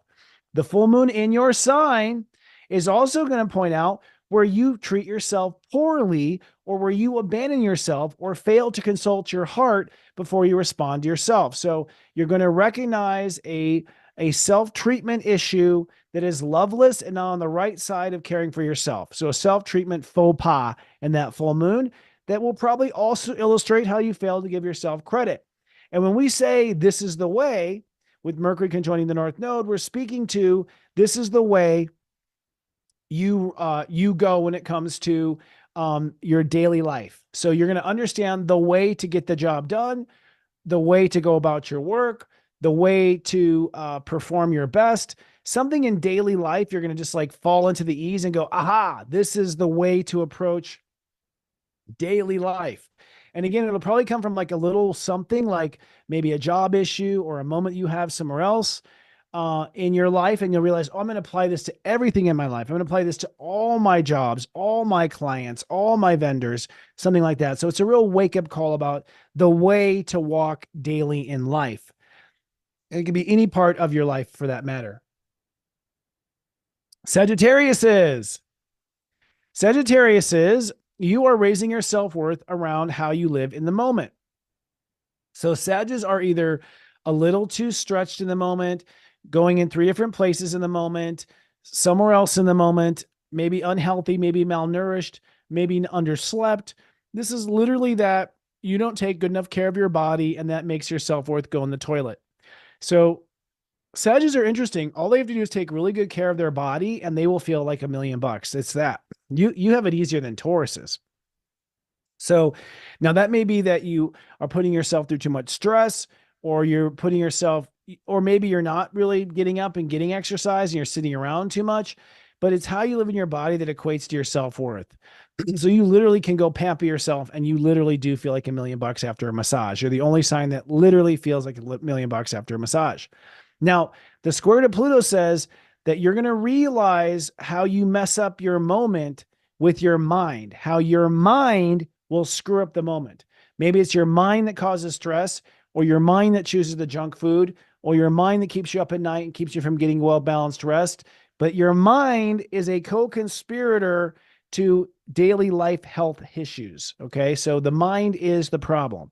The full moon in Scorpio also reveals where you fall on the wrong side of faith, where you fail to have faith in yourself, fail to give yourself the benefit of the doubt, fail to choose faith over fear, or fail to choose love over fear. So the full moon's going to go, look at how you allow this to create fear, or look at how you just give up your faith just from one text message that you received from a friend. So the full moon's going to be like a wake-up call of how you go down the wrong rabbit hole in life just from something happening, maybe a thought again. And then the interesting thing is that when I say this is the way, God Universe is going to show you the way to go with love, children, or creativity.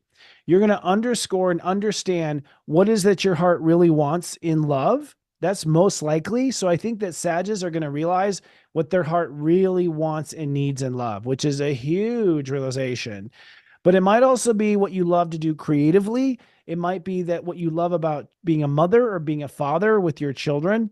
It could be an artistic realization. So it could be that you realize you want to do sculpting instead of painting, but you're going to find the way with love and creativity, which is pretty awesome in my opinion. Capricorns. Capricorns are building up self-worth through self-love. So yours is super easy. The more you love yourself, the more you are worth. This is how Capricorns have the courage, I was choosing good words here, to just go in and say, I want to own the whole company. Who the hell are you? You think you're going to own the whole company? Because they love themselves, and that turns into instant credibility. So if you don't feel credible, then you aren't loving yourself. It's that simple. And love is a thought. It's a response. It's an energy. It's a behavior inside yourself. It's not just an idea. Love is not an idea. It is an action. It's an energy. It's a force. So when you bring the force of love through yourself, you feel like $1,000,000. Any Capricorn having money issues right now is having self-love issues. In fact, that's what the planets say. The square to Pluto would be a money self-worth issue. So you might have a money issue that blows open this whole self-love thing. You might realize you failed to love yourself. If you sit there and worry all the time about not getting the job done, or worry about not getting the sale, that's not loving yourself. You're letting yourself sit and worry. That's what I call sitting in a dirty diaper. You're sitting in a dirty diaper, just sitting there feeling bad, letting yourself feel bad because you're not getting what you want. So something will reveal itself again Sunday about self-worth, money, and self-love. The full moon has to do with inner belonging.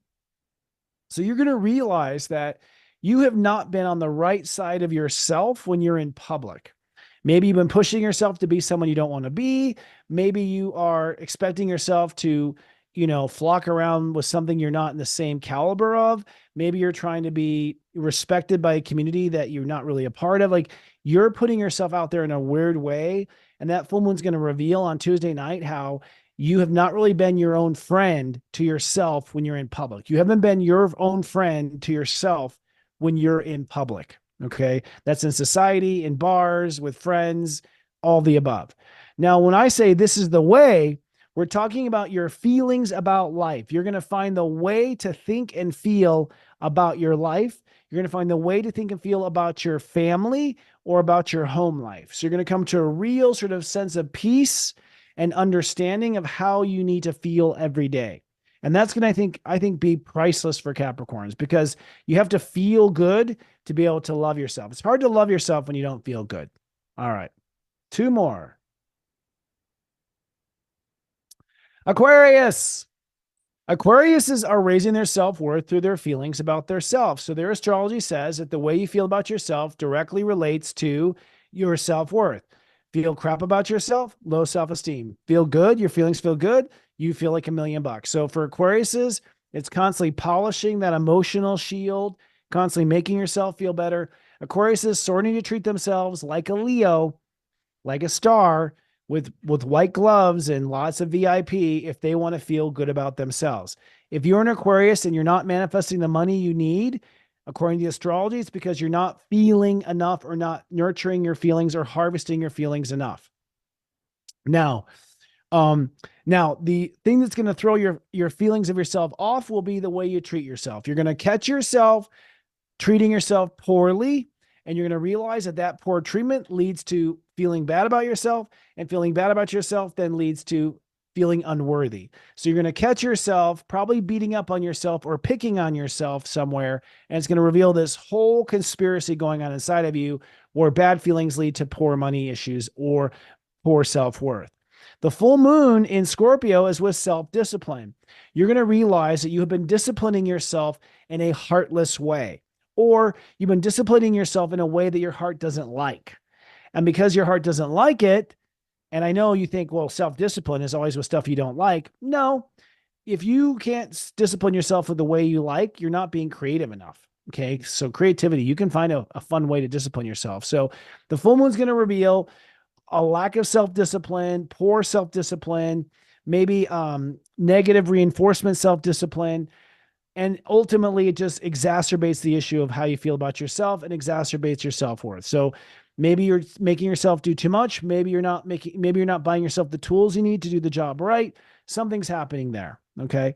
Now, when we say this is the way, you're going to realize that this is the way when it comes to how to think, how to communicate, or how to approach an intellectual topic. So you're going to realize a new way of thinking this week, a new way of processing.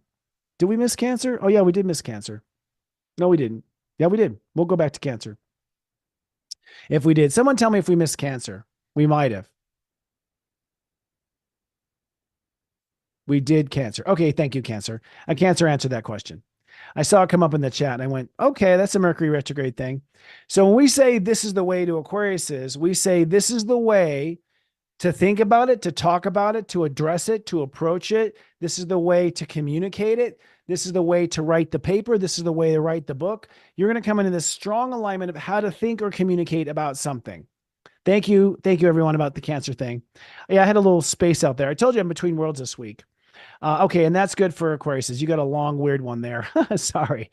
And then last but never least, the Pisces. Pisces, your self-worth all comes down to self-talk.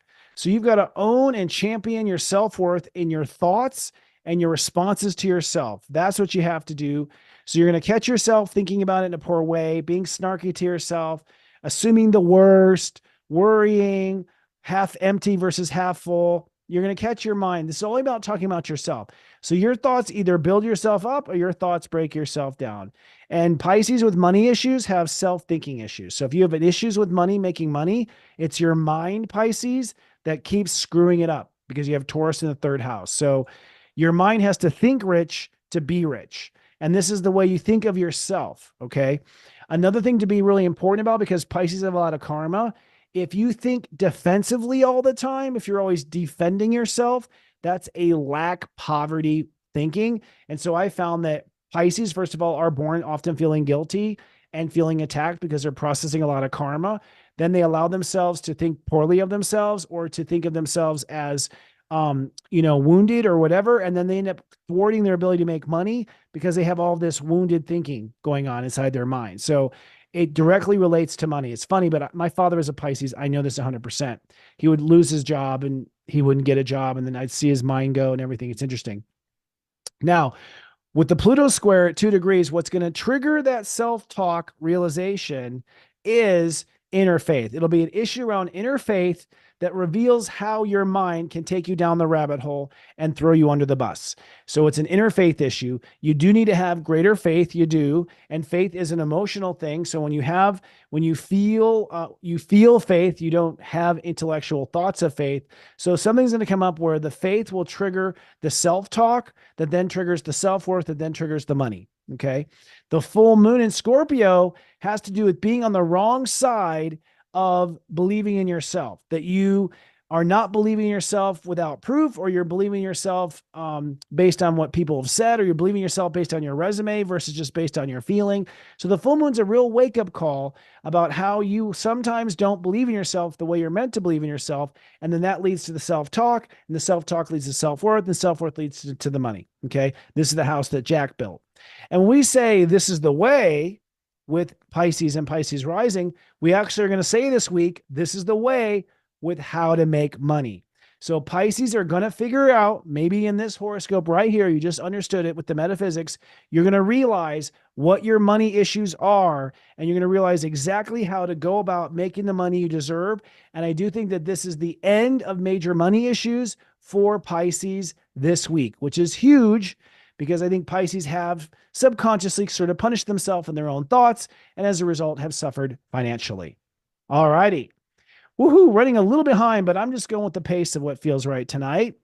We, my friends, have a special treat for you. We're going to do another Zodiac weather here that has a background. We did notice the background was missing, Zodiac weather. We're going to do that. And when I come back, we're going to have Tahverlee is going to come and talk about witchery, magic, her spiritual coaching, her as a priestess, and we're going to hear about her podcast. So keep streaming. We'll be right back with Tahverlee. There's from Saturday, April 20th to Friday, April 26th, 2024. Looking ahead at the weekend forecast, things will feel a little off as we are zipping into the energy of Taurus. Let's drill down. On Saturday, it's sunny and cautious. Steps 0 and 1 both rule the day, so it's a Pluto and Sun ruled day. You'll feel your heart come online as you separate the old and the new when it comes to self-worth. You're basically holding space for whatever, but with Jupiter conjoining Uranus, I'm expecting a cosmic event where you suddenly see opportunity open up in all directions. With the moon in Virgo, the evidence will be hard to deny. On Sunday, it's sunny and sensitive. Steps 1 and 2 rule the day, so this is a sun and moon ruled day. You're connecting to your self-love and your self-worth and opening up to a potential of quantum growth. Venus conjoins Chiron, which means you are now opening up and accepting that solar eclipse healing that happened a couple weeks ago. And the Sun squares Pluto, forcing you to reconcile your feelings and the vibration your feelings truly belong on. Looking ahead at the 5-day weekday forecast, as we move into the early degrees of Taurus, you'll be giving yourself a self-worth raise and dropping the wrong boundaries when it comes to how you treat yourself. On Monday, it's sunny and rationalizing. Steps 2 and 3 both rule the day, so it's a moon and Jupiter day. You are feeling and believing now in your self-worth. It's going to be strange, though. The moon is in Libra, preparing for that full moon in Scorpio, and there will be a 15-hour moon void of course. On Tuesday, it's sunny and learning. Step 3 means that Jupiter rules this day. This is the day where we experience the full moon in Scorpio. It apexes around 7:48 p.m. Eastern Time in the United States at Step 4.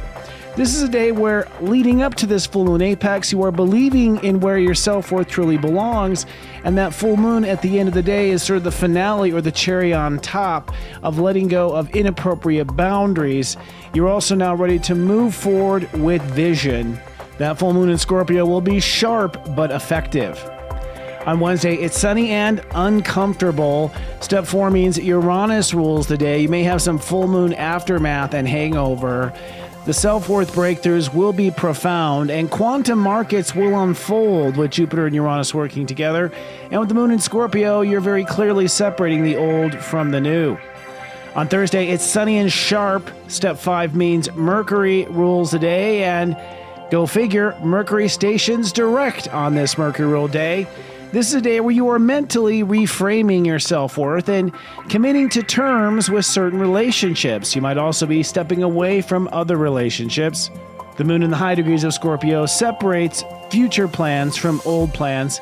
And then on Friday, it's sunny and learning. Step 6 means that Libra rules the day, or Venus. You are opening up and balancing your self-worth with personal boundaries. You're also going to be sharpening your spiritual vision. And with the moon in Sagittarius, you're going to begin to feel that your internal story you tell yourself is finally changing. It's serious joy, joy, joy. Go. Hello and welcome to ASTRO Mingle, the spiritual podcast that mingles with the talented light workers and innovative influencers of our time.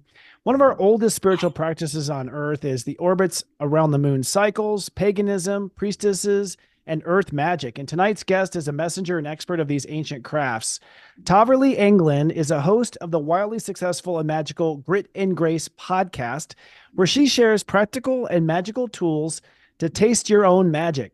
She's also the founder of the High Priestess of the Moon Temple Mystery School and the creator of the Denver Witch Fest event.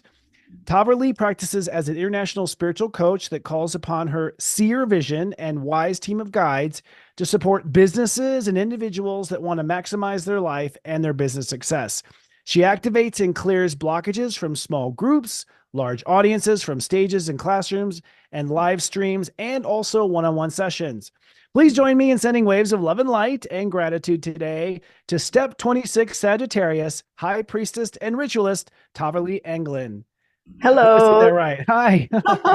You said it perfectly, and wow, all of that was a mouthful. It was. I mean, and I always want to say as much as I can, but then when I'm in it, I'm always feeling like, oh, maybe this is too much. No, it was wonderful. Thanks for having me. Thanks for coming. And you were a total Mercury retrograde sensation. We just booked you really quickly past this week. So I think it's an act of fate. So thank you for coming. Yeah, and interesting too, because a lot of what you talked about in today's show are things that I've been talking about in my communities this week. So this is no coincidence that I'm here tonight, for sure. It's brilliant. I love it. How did you get involved in your section of consciousness? I mean, growing up, were you always a witch on Halloween? Did you feel a law of attraction to it growing up? Yeah. When did you awaken, so to speak?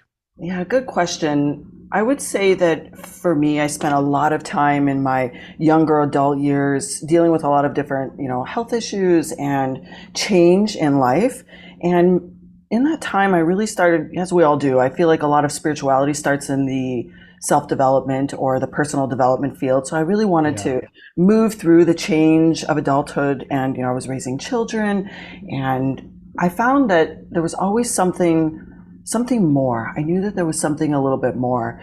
And as I started diving into deeper areas of all different kinds of paths, traditions, teachings, I started really discovering that there was a part of me that was coming alive, almost like a remembering, right? There was this great remembering, and it is definitely an awakening, but for me, it was a remembering of all the times in which I've lived as a human and done work as a healer, right? As you talk a lot about the light workers, and, to me, a witch is an earthbound, right? An earthbound light worker.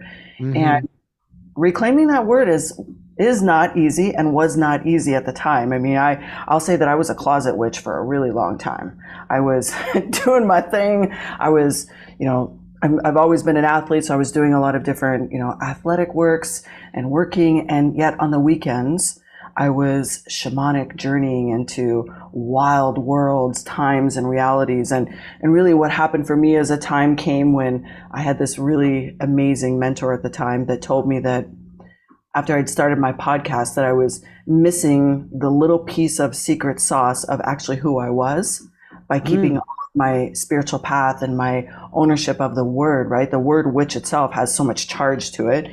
It that does. I was keeping a piece of my secret sauce hidden by not allowing it out. So, I slowly took little baby steps out of the broom closet. And then one day I just switched my podcast, which originally was all around helping female entrepreneurs and women step out of the box, and moved it and brought my, my spiritual paths and all the ways in which I've learned forward. And I mean, even using the word witch for a lot of people now is still very triggering, but it is one of the most powerful ways to honor our own access to wisdom. Because if we take away the Hollywood version of witch and we just look at the word as someone with access to wisdom in all ways, right? In the interconnectedness of all ways, then it has different meaning. And so, yeah. Yeah, it does. And I mean, even when I was writing up the questions, whenever I typed witch, I was like, ooh, I like there was, I was waiting to see if you would put it in my intro, and you did not. no, I didn't. I was like, because I didn't want to scare anyone away. I know. Basically, Yeah. and I wanted to talk about, like, I want to have this conversation. I Yeah. mean, it's a loaded word, first of all. Mhm, And mhm. really, let's just call the devil out for it. It's been organized religion that made it so bad. Yeah. It wasn't bad when we were pagans, dance around the fire, right? It was Right. a conspiracy, literally, to Right. ruin powerful women and divine feminine and all sorts of things. Do you have any past life memories of practicing paganism, or calling yourself a witch in a past life? Oh my gosh, so many. And actually, in most past lives where I've done this type of work, I've died for sure. And Oh, wow. in brutal ways. And yet there are also past lives where I have hidden it away, or I have been hidden away. I have this really interesting past life that an Akashic Records reader gave me once. And I was born into a family where the parents died, and then I was adopted into a nunnery, and these nuns raised me, and I started doing a lot of the teachings, when I was a young adult in this lifetime. And I wanted to start doing my teachings outside, and I wanted to start bringing plants into, the way that these nuns were working. And because I was bringing in all these outside pieces, I got kicked out. I wasn't allowed to be a nun anymore. And Wow. and funny enough, this is how wild life is. This lifetime now, since I was a child, I have had a guide that is a nun. And when I was kicked out of this, this nun area of this past life, apparently a whole bunch of nuns came with me, and we brought in, right, the connection to the earth, to all access to wisdom. And so knowing once that past life came into this lifetime, I'm like, oh, that's why I have a nun as a spirit guide. She's like, I've been with you, woman, for a lot of years. Well, that's a beautiful story. How do you define a witch, really? I mean, what does it mean to call yourself a witch in modern days? So many meanings. I'll just feel into today. Today, it feels like it's just accessing wisdom to create change for ourselves first, our communities, the planet, the world, and utilizing this wisdom in a way that interconnects all things. And it does feel like 3D work, right? It's 3D work, pulling in power, pulling in knowledge, pulling in truth and freedom, and utilizing that power as a force to create whatever it is that you desire for yourself and your communities in the world. It's all these different components. And of course, people practice that in, 1,000, a million actually different ways. Yeah. But really, it encompasses all of those areas. And, right now, in the last, I'll say 5 years, declaring yourself as a witch or practicing witchcraft has become so much more commonplace. It's not as triggering as it would have been, 5 years ago, let alone 10 years ago, let alone 20 years ago. But really, the real work, like witch work, is first on yourself. It's always first on you. In fact, I've taught thousands and thousands of people different rituals and practices, and coming back to center and knowing how to find your own path, your purpose, and make your life joy-filled. It all starts here. It's not outside of us, it's inside of us. And that's witch work at its core. That's not the witch we raised by Disney. I know, right? So hopefully people stayed and didn't get scared when I said witch. No, I don't think anyone in our community is scared at all, to be honest. I was actually thinking of someone blind, never seen my show before at all. Like, let's let him in. Let's let him in first. Like, come on in. The water's fine. Yeah. But is my understanding, it seems like, first of all, if you look at witchery from the idea of really manifestation, that's sort of Mm. the core of it, right? Like the idea of a spell or anything is to manifest. Is that correct? Yes, and don't we always do that anyway? That was going to be my point. You Yeah. took the words right out of my mouth. It's like, doesn't that make everyone a warlock or a witch? Mhm. Like, but there is some sort of a, it seems like the witch world does sort of use vibrations of plants and other things. Is that valid? Potions and plants and things. And what does that do for the process? Does it bring you to the frequency? Does it manipulate the matrix? What's your opinion on how that works? That's a beautiful question, the way that you related that. I would say, of course, everybody's different. I'll only speak to my experience and how I teach it. But yes, plants can amplify and change vibration. So can stones. So can trees. Yep. Um, right. So can breath work. Yep. Right. Right. So can movement. Right. Our body is a big part of how most of us work in our practice. All of these things are accessing different frequencies. And so if you know how to change and access higher levels of frequency or raise your energy, or if we think of the energetic centers or dimensions as a channel, right? When we go into higher states, you don't have to cast a spell to create from those states. Most people might not call it a spell. I mean, when you raise your energy, when you meditate and you pray, it's the same. It's the same. Bringing Right. plants in, yes, of course, it's going to have a different vibration, but plants also have the ability to absorb. So if we're facing, resistance or unable to surrender or fully get ourselves to the place where we truly desire to be, the plants will naturally know how to regulate our system. And so there's Mm. lots of tools that can do that as well, but those are all just tools. It's still all you. It's still you. I mean, you said earlier something about, God gave us the magic wand, and I'm sure you know that I've put a little ritual together to share with y'all tonight for the full moon. And it's funny because it is a ritual of how do you utilize the magic wand, right? I love How do you, it. how do you utilize that? And so, yeah. That was for you. I'm glad you caught it. Yeah. Um, what is a witch wound then? When you talk about a Mm. witch wound and how you say it impacts many people, is it the past life traumas or? And this is a big topic, and I know so many people are going to relate to this. And it is very common, although it's not what people ask. Most people don't come to me and say, I think I have a witch wound. Can you spell me out of a witch wound? That's not what they come to me for. They would come and say, I'm afraid to be seen, or I don't know how to be confident in who I truly am. Or I Mm. or I don't know who to talk to about the fact that I have all these mystical experiences that I know to be true because I know it in my body because I feel it, but there's nobody to talk to. And if I tell someone, they're going to think I'm crazy. Or Mm. all of these different facets of us that show up in a way where we feel the need to be smaller, right? We're afraid to be seen, so we get smaller. We try to fit, into the box. We try to fit into what society or our culture has told us will create happiness, right? Anything that's outside of that box is being seen, right? Because we're doing it differently. That triggers a witch wound in so many people because not only, of course, we know about all the witches that have died. I mean, if you practice witchcraft in a certain period of time, once religion came into play, I mean, your life was in danger. Your family's life was in danger. So we know that existed. But what we forget is during that period of time, families still had children, and those children had children, and those children Mm. had children. And all of us come from the womb of a woman.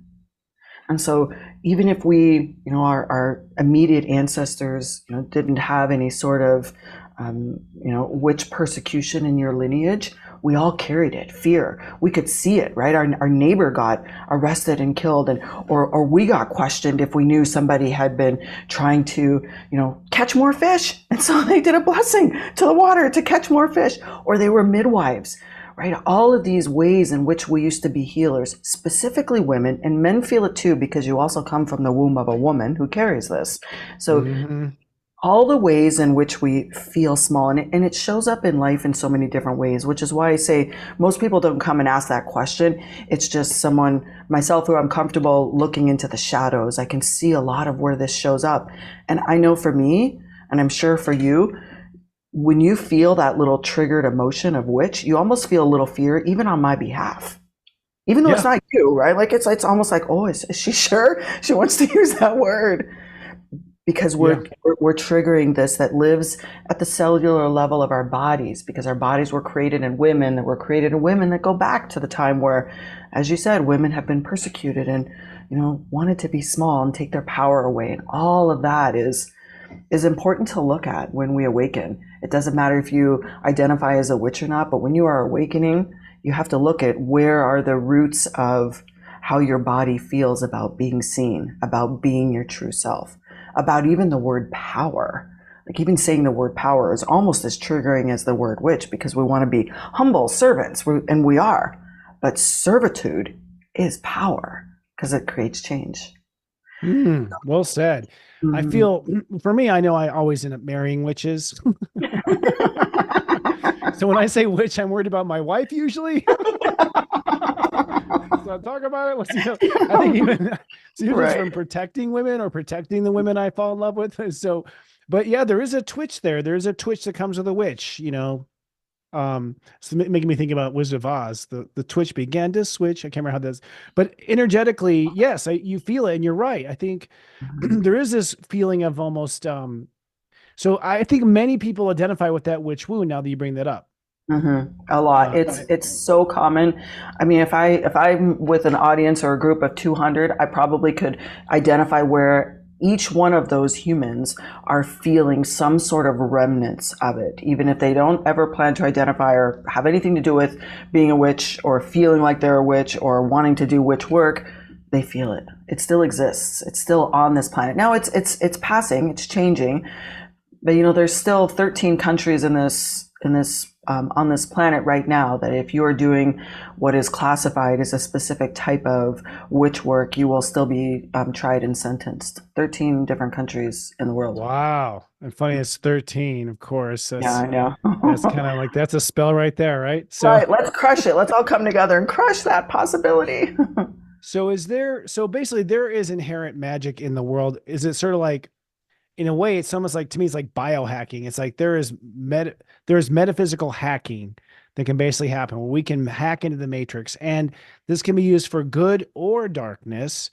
And I do think we do have a lot of dark magic on the planet right now, just from what I sense. But is that basically how it works? That there are energetic recipes for making things happen?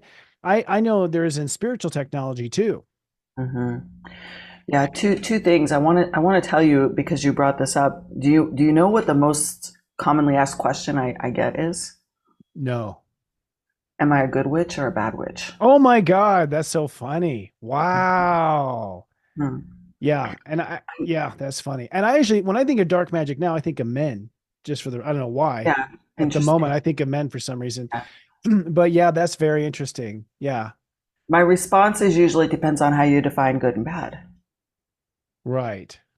Because we are our belief systems around, creating something that benefits all or creating something that benefits ourselves is different, right? For everybody, it's so different. And so it's always an interesting conversation. In fact, I usually laugh. I get a really good chuckle because the second most common question is if I carry a broom. So God. Bring a lot of levity. Right. Well, we have better research teams at our staff than that. But I do, of course. I mean, anybody that asks me that knows me ends up getting a broom for like their birthday or Christmas or something. Oh my God, that's hilarious. That's great. I actually know somebody that makes brooms, so she'll custom make brooms for me. It's really great. That's awesome. That's a great little, you might as well own it. Yeah. Take the power away and own it. So your question, right, of like recipes or energetics. I think especially in all quantum fields right now, or even how AI is combining with the human intelligence, and our body is just so powerful, right? Our body knows a lot, right? All of our psychic gifts, all of our experiences, all of our feelings, all of our beliefs actually lives in a tangible place in our body.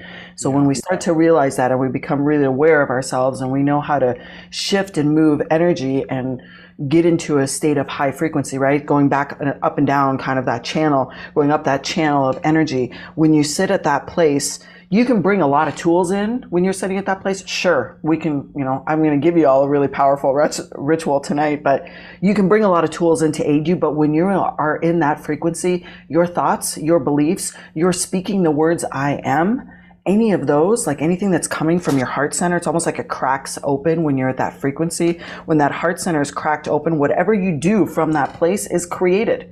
It is done. It's like, be careful.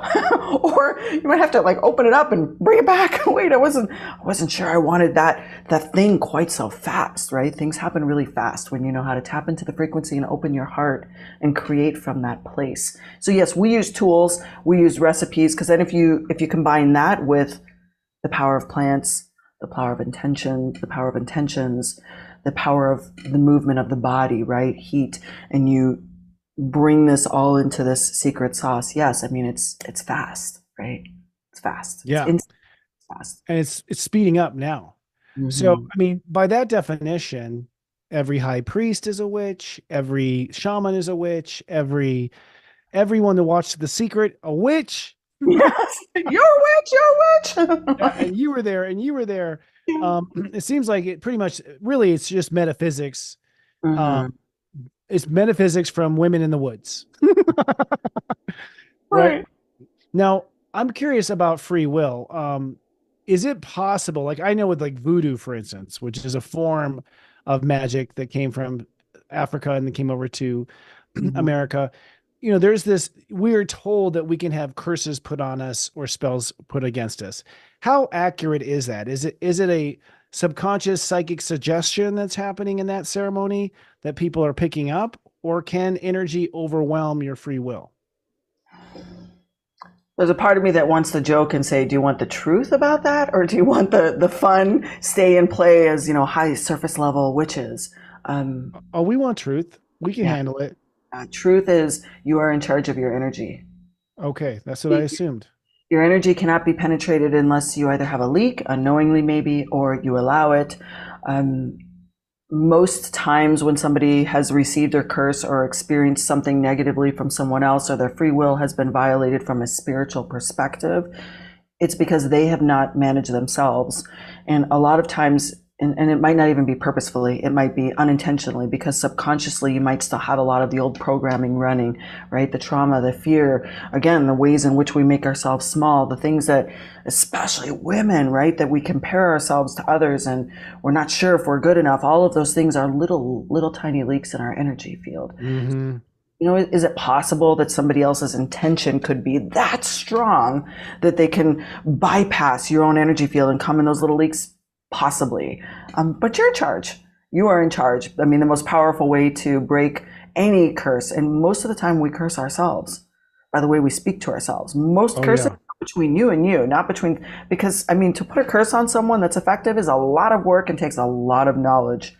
Yet, if you look across the room at someone and you're irritated at them and you're like, shh, like, I wish you would stop talking for the day, or say something really negative about someone else. That is a type of curse that you're sending it out, right? Yeah, and it is.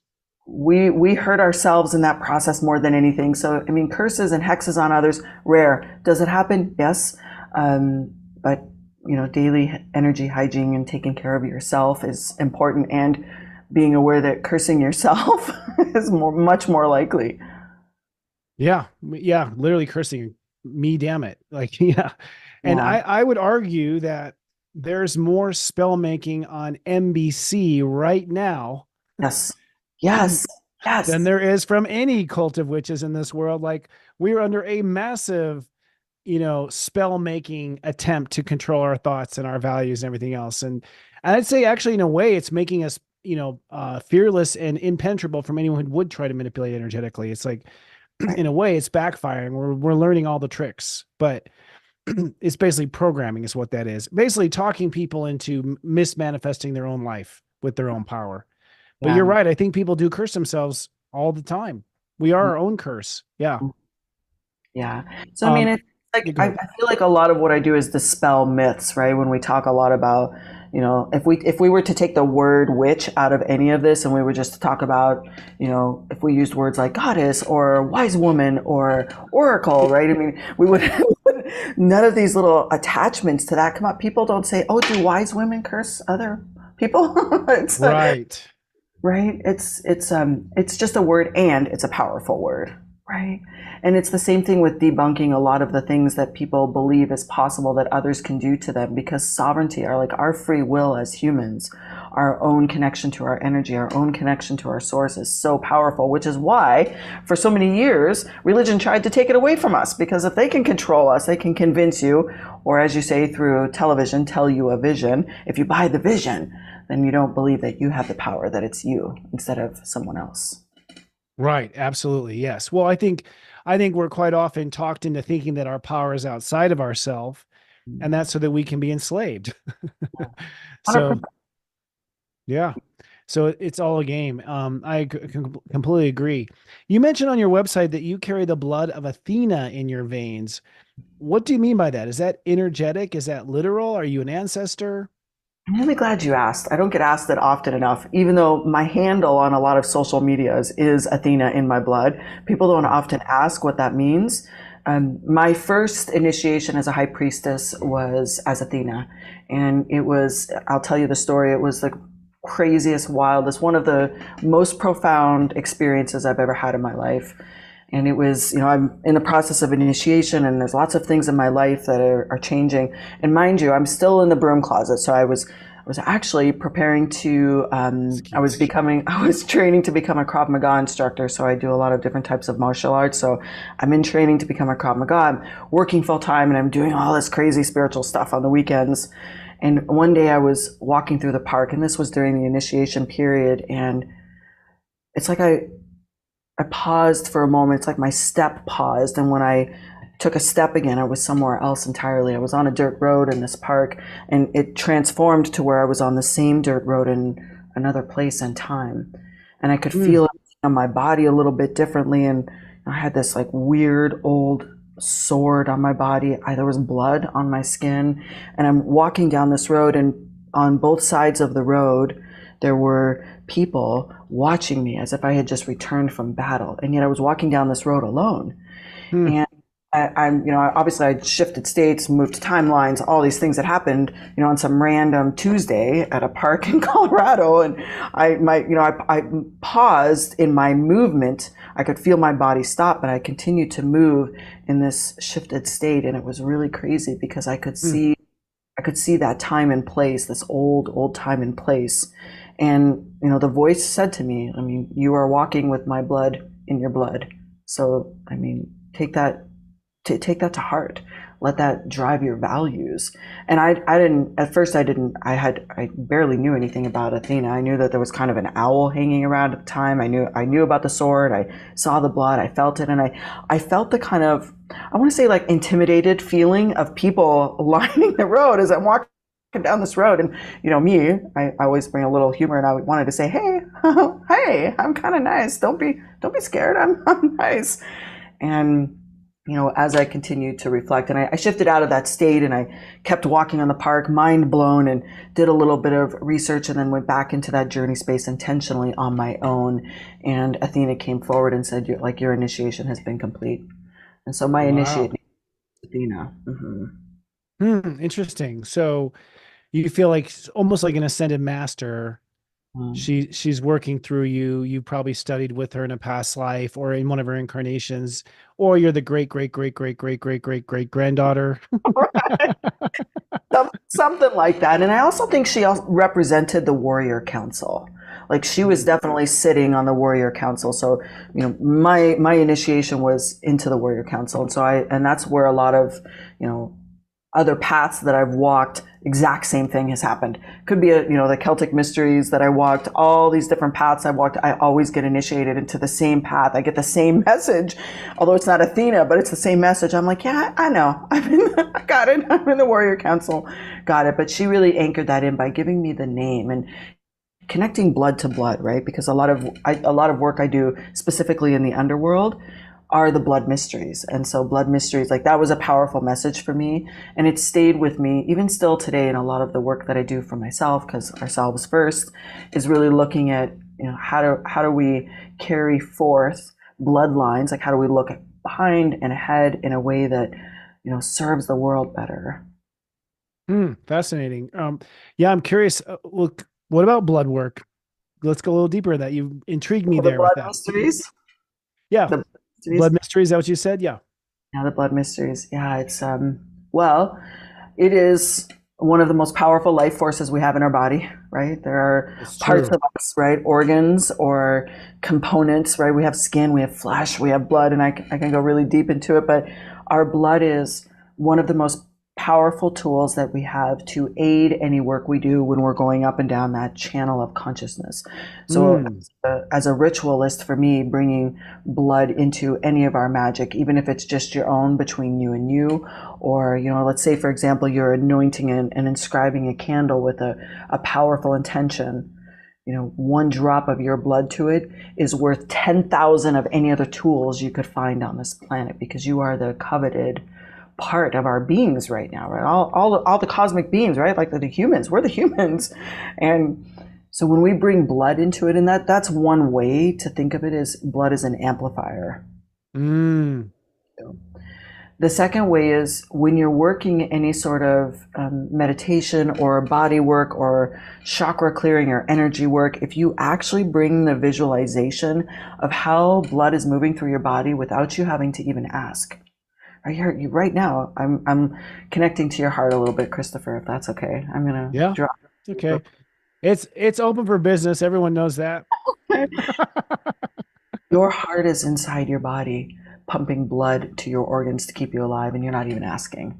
Right? Your, Right. your blood right now is flowing. I can feel it. I can feel him bringing a little heat into your body, and your blood is absorbing that heat and saying, okay, I'm feeling a little heat in this area. Let's move it down into his arms, or maybe he's been sitting a long time, and your blood is now going to pool in an area that you have been seated. And so your blood is working like this miracle that it is inside of your body, but energetically, even if you align with that and imagine how your blood moves instantaneous, and you use it as a clearing for your system when you go into your own body as a source, or even if I'll just try to make it simple.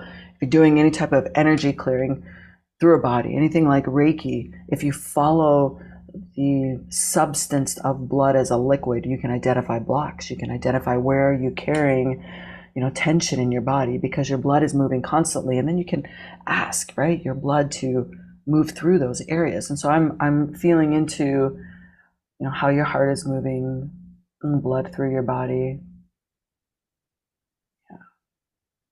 Hmm.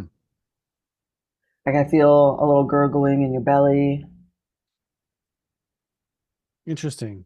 Yeah, right. And I can feel it, and it's just another way. It's just another way to go into energy, but it's a living, breathing thing. We often forget that all the things that are happening inside of us are happening without us even having to ask, right? These are our innate way that this human Yeah. body miracle to keep us alive. And so blood mystery is two-way, right? We can take it out of our body and utilize it as a really, really, really powerful, and I can go deeper. We could have a second show to talk just about blood mysteries, on how powerful blood is in spell and ritual work, but also just the human part of the fact that we all have it inside of us and we can connect to it, and it's powerful. Yeah, I mean, clearly through all kinds of all different types of civilizations have valued blood in different ways. I mean, ancient Egypt and their approach, and of course, sacrifices that were happening with down the Mayan Aztec stairs. It does seem like there's a blood is that there's a conscious awareness in our blood. I almost being Mhm. made of water and whatnot. It seems like it's sort of what creates the wholeness of the body from a conscious perspective. But you've just awakened me in that just moment when I realized, oh yeah, I guess if I was particularly doing a healing, if you focus the healing on the blood itself, it'll be circulated through your whole body. I can see the value of it. But also it's been horribly abused too, like with vampires and, you know, And I didn't want to go down that rabbit hole of like sacrifice, right? People think of blood mysteries as a lot of sacrifice, and yeah. still exist in certain practices and traditions now. It's definitely not a part of mine. That's the third most common question, right? If I work with bones and blood in my practice, I get these funny questions. It does exist out there, and I think that there's a different type of energy that's really comfortable using sacrifice as a way to gain power. But in all things, in all areas of life, whether it's politicians, business, corporate America, families, communities, people are always going to find something to take for granted if they're not healed, right? If they're carrying heavy, dark energy of lower dimensional energy, they're going to find a way to take for granted. And utilizing other sources of blood to gain power is definitely to be a way of the darkness, at work.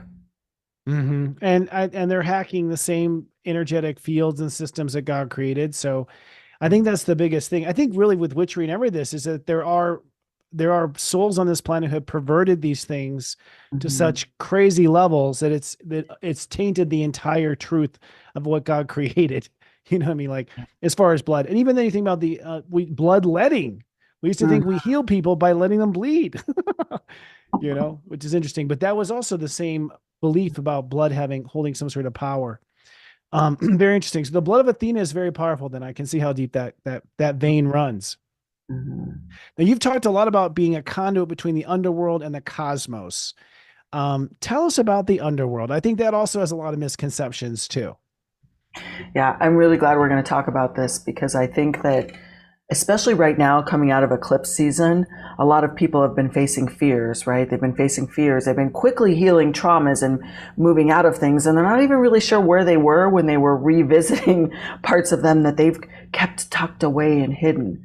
Yep. But really what's happening is people are letting things bubble up out of the underworld to bring it to light. And so in my experience, I choose often to go into the underworld with others when they have unhealed or unprocessed shadows. I mean, it's the shadows. It's the lower vibrational areas of our energy that, we all have until we're, going through our healing. And sometimes we can get triggered like back into it. It's, it's a swamp. It's a place where we tuck the things away that have been really, I almost swore, really effing hard in this lifetime, in past lifetimes. And we tuck it away.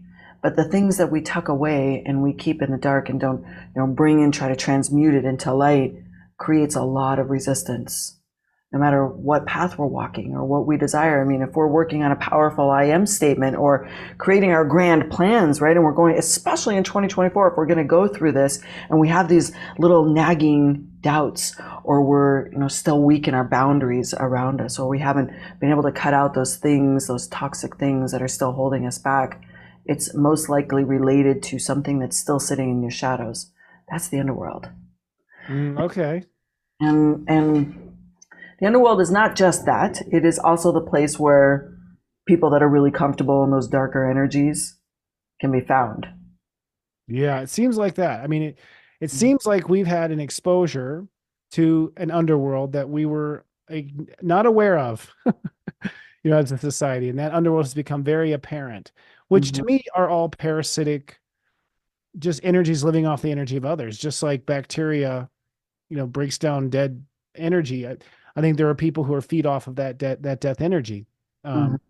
But for you, underworld is anything hidden basically inside of us, our shadow work, our pain, think of it like shadows. I've journeyed to the underworld, oh my gosh, so many times. And you can feel where, and even if people aren't consciously trying to travel between the worlds, or they're not even sure what that is. If you have trauma, if you have unhealed pain, there's a part of you that's like stuck, and you can just even think of any areas that are stuck. We can travel down those little stuck areas and go in there and bring light to it. So it's no longer stuck, and it's not trapped in this lower levels of energy. And it is, in my experience, journeying to the underworld. Not only do I see where people's trauma sits when we're in the underworld, I also see all these other amazing light workers in the underworld bringing light into all kinds of the areas of this planet and other planets. It's quite amazing, and it's not to be feared. I would never recommend someone think of the underworld as something to be feared. Think of it as a place that we have stored the things that we don't want to see,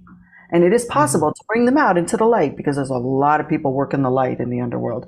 It's like giving a peace sign, when you're walking through a corridor, like, hey, you see a fellow light worker, you're like, good job, good work. They're working on trauma that somebody's carrying in their calf muscle. And in real life, that human has probably like a blood clot in their calf muscle, and that can be tied to trauma in their life that they haven't processed spiritually. So it's really quite a fascinating experience. And yeah, I think it's the cause of disease and, those repressed pains and fears. It's funny. There was a period, I mean, I had a very dark father, which made me very clear on my light. But then when I was in my early 20s, I was attracted to dark people, who were living in the underworld, basically living in the shadow. And they just were not interested in me at all. Like, I could not be their friend. They didn't want to hang out with me. It just wasn't dark enough. So it made me realize there's really nothing to fear, especially if you're in your heart, you're in the light. There's nothing to fear. In fact, I think the underworld is manipulating us with false beliefs about the underworld. 100%. I was just going to ask you that. Like, do you realize that the underworld is, I mean, if you think of it like fertile ground to unearth what's stopping you from higher levels, right? Like, the deeper the roots, the higher the branches. So we got to go deep into those places that we keep hidden in order to move up into those higher dimensions. And truly, it's about healing too. It's about finding the places that we, keep ourselves small, that we, block our own growth and success. But I'm really glad to hear you say that you're not afraid of the underworld. No, not at all. I was raised by it. Like, literally, very honestly talking about it, like lecturing me as a kid, almost like we had an ongoing lifetime after lifetime. We keep showing up and disagreeing about the way to approach Earth. It's like a very interesting relationship. But I'm glad, because I think this is a big disinfectant time. And what do you think of these times? Being someone who goes between the underworld and the light, where do you see the Earth, at this particular moment? We're moving at light speed right now. People are, the compound effect is happening. More people that are becoming awake and raising their vibration and their connection to higher dimensions and firmly rooting themselves in their center and reclaiming freedom and sovereignty and all these things. It is collectively creating higher levels of energy everywhere. And so that's having a compound effect. It's almost like if you think of 10 people waking up to their light and they become beacons of light for others. Those 10 people are impacting probably 100 people each, right? So it's exponentially happening. Yet, what's also happening is those that are in resistance to that, right? Those that are in resistance to that are still in all of our communities and lives. And so when we're seeing this increase in light, we're seeing the contrast as well. And then I think a lot of us as humans that have real relationships, that have real ways in which this is apparent, how do you handle when there's contrast in your relationships? Because you see the light and you want to bring the light and you want to make a positive impact. I posted a question in one of my Facebook groups that has, I don't know, over 7,000 people in it around this specific topic. And every single person is like, I want to know how to make a positive impact. I want to know how to make change. I want to know how to be a part of the solution. And when you start to do that, the contrast becomes more apparent. So that might be the hook. And so I know there's a lot of division energy coming this year, but it's not just because of what's happening politically. It's because as this frequency increases on our planet and a lot of people are accessing light differently, they don't know necessarily how to handle those that aren't, right? They don't know. I don't know, what do you do with the contrast? Like, how do you still stay in your heart center and be in a place of love? I think you said it earlier. I'll call you in a few weeks. I tell people it's okay to love people from afar. Elevation requires separation most of the time, right? When we elevate and we up level and we change, oftentimes that requires us to change what's around us. Our relationships change, our desires change, our frequency changes. And so that's what I would say is happening. It is happening at lightning speed. I do think that in the past we would have all said that, the brighter the light, the stronger the darkness. I think we would have said that in the past, many of us. I don't feel like that now. I don't actually feel like that's the case. I think there's still a lot of beings that have chosen to come here on this planet in this time and be the darkness, to come to represent the darkness. But I feel like it's less. It's going to become less. And what does that mean for us? Well, we just got to stay in the light, right? As you said, passion, joy, love, like pursuing all the things that lights you up. It's going to be more accessible than ever. And it's going to, I almost tell people, what are those blinders you put on so you can't see, like cut out the peripheral vision, put on I don't know, there's a term for glasses. Maybe somebody in the chat knows that. Blinders. I mean, yeah. I mean, it's like horse blinders, putting Horse with your blinders, blinders on. Yeah, uh, totally. So the horse doesn't get spooked. that's the way to ride the momentum, right? Mhm. Not necessarily to cut people off, not to condemn, because the moment we go in judgment of somebody else not holding the light, we're in judgment. We're not holding the light. So keeping our blinders on stops us from falling into those places and just holding the light and knowing that it's infectious in itself. Yeah, I mean, I think that is the way to go about it. I do think we coexist. Do you believe that side by side? So like right now, there's probably rats under this house right here. Like there's a lot of underworld going on that we just don't even look at. Like it's just not even part of our reality. I'm on YouTube. Do you feel that there's been this discussion in our community in the last 6 months that there are parallel realities, Mm-hmm. and that we end up shifting timelines. So do you believe, this is just philosophical, I'll meet you in heaven and we'll talk about it, right? Like what turned out to be. Do you feel like this earth gets cleansed and transforms into light? Or do you feel like that we vibrate off and go hang out on our own private island? I think there's a couple possibilities. I like to think of alternate realities a little different. I think of it as if we collapse time and make time not linear. So there are multiple things existing at once. I think the transformation of how humans interact has to come to a conclusion in some sorts before it's like full consciousness on the planet. But is that the mission? Right? I mean, is the human experience, isn't part of the human experience is to forget so we can come back to remember, or to come here and experience challenges so we can grow. If we take all the challenges away, will we still as a soul sign up to do it again? And might be like, oh, that's a boring video game. I don't want to do that. I want to go to the one where I have to climb the mountain and I have to slay the dragon. And then I get the gold coin and I still get to have chocolate and apples. But if we took all of that away, would we still want to come back as human? I don't know. I mean, philosophically, I don't know. Mm-hmm. Yeah, precisely.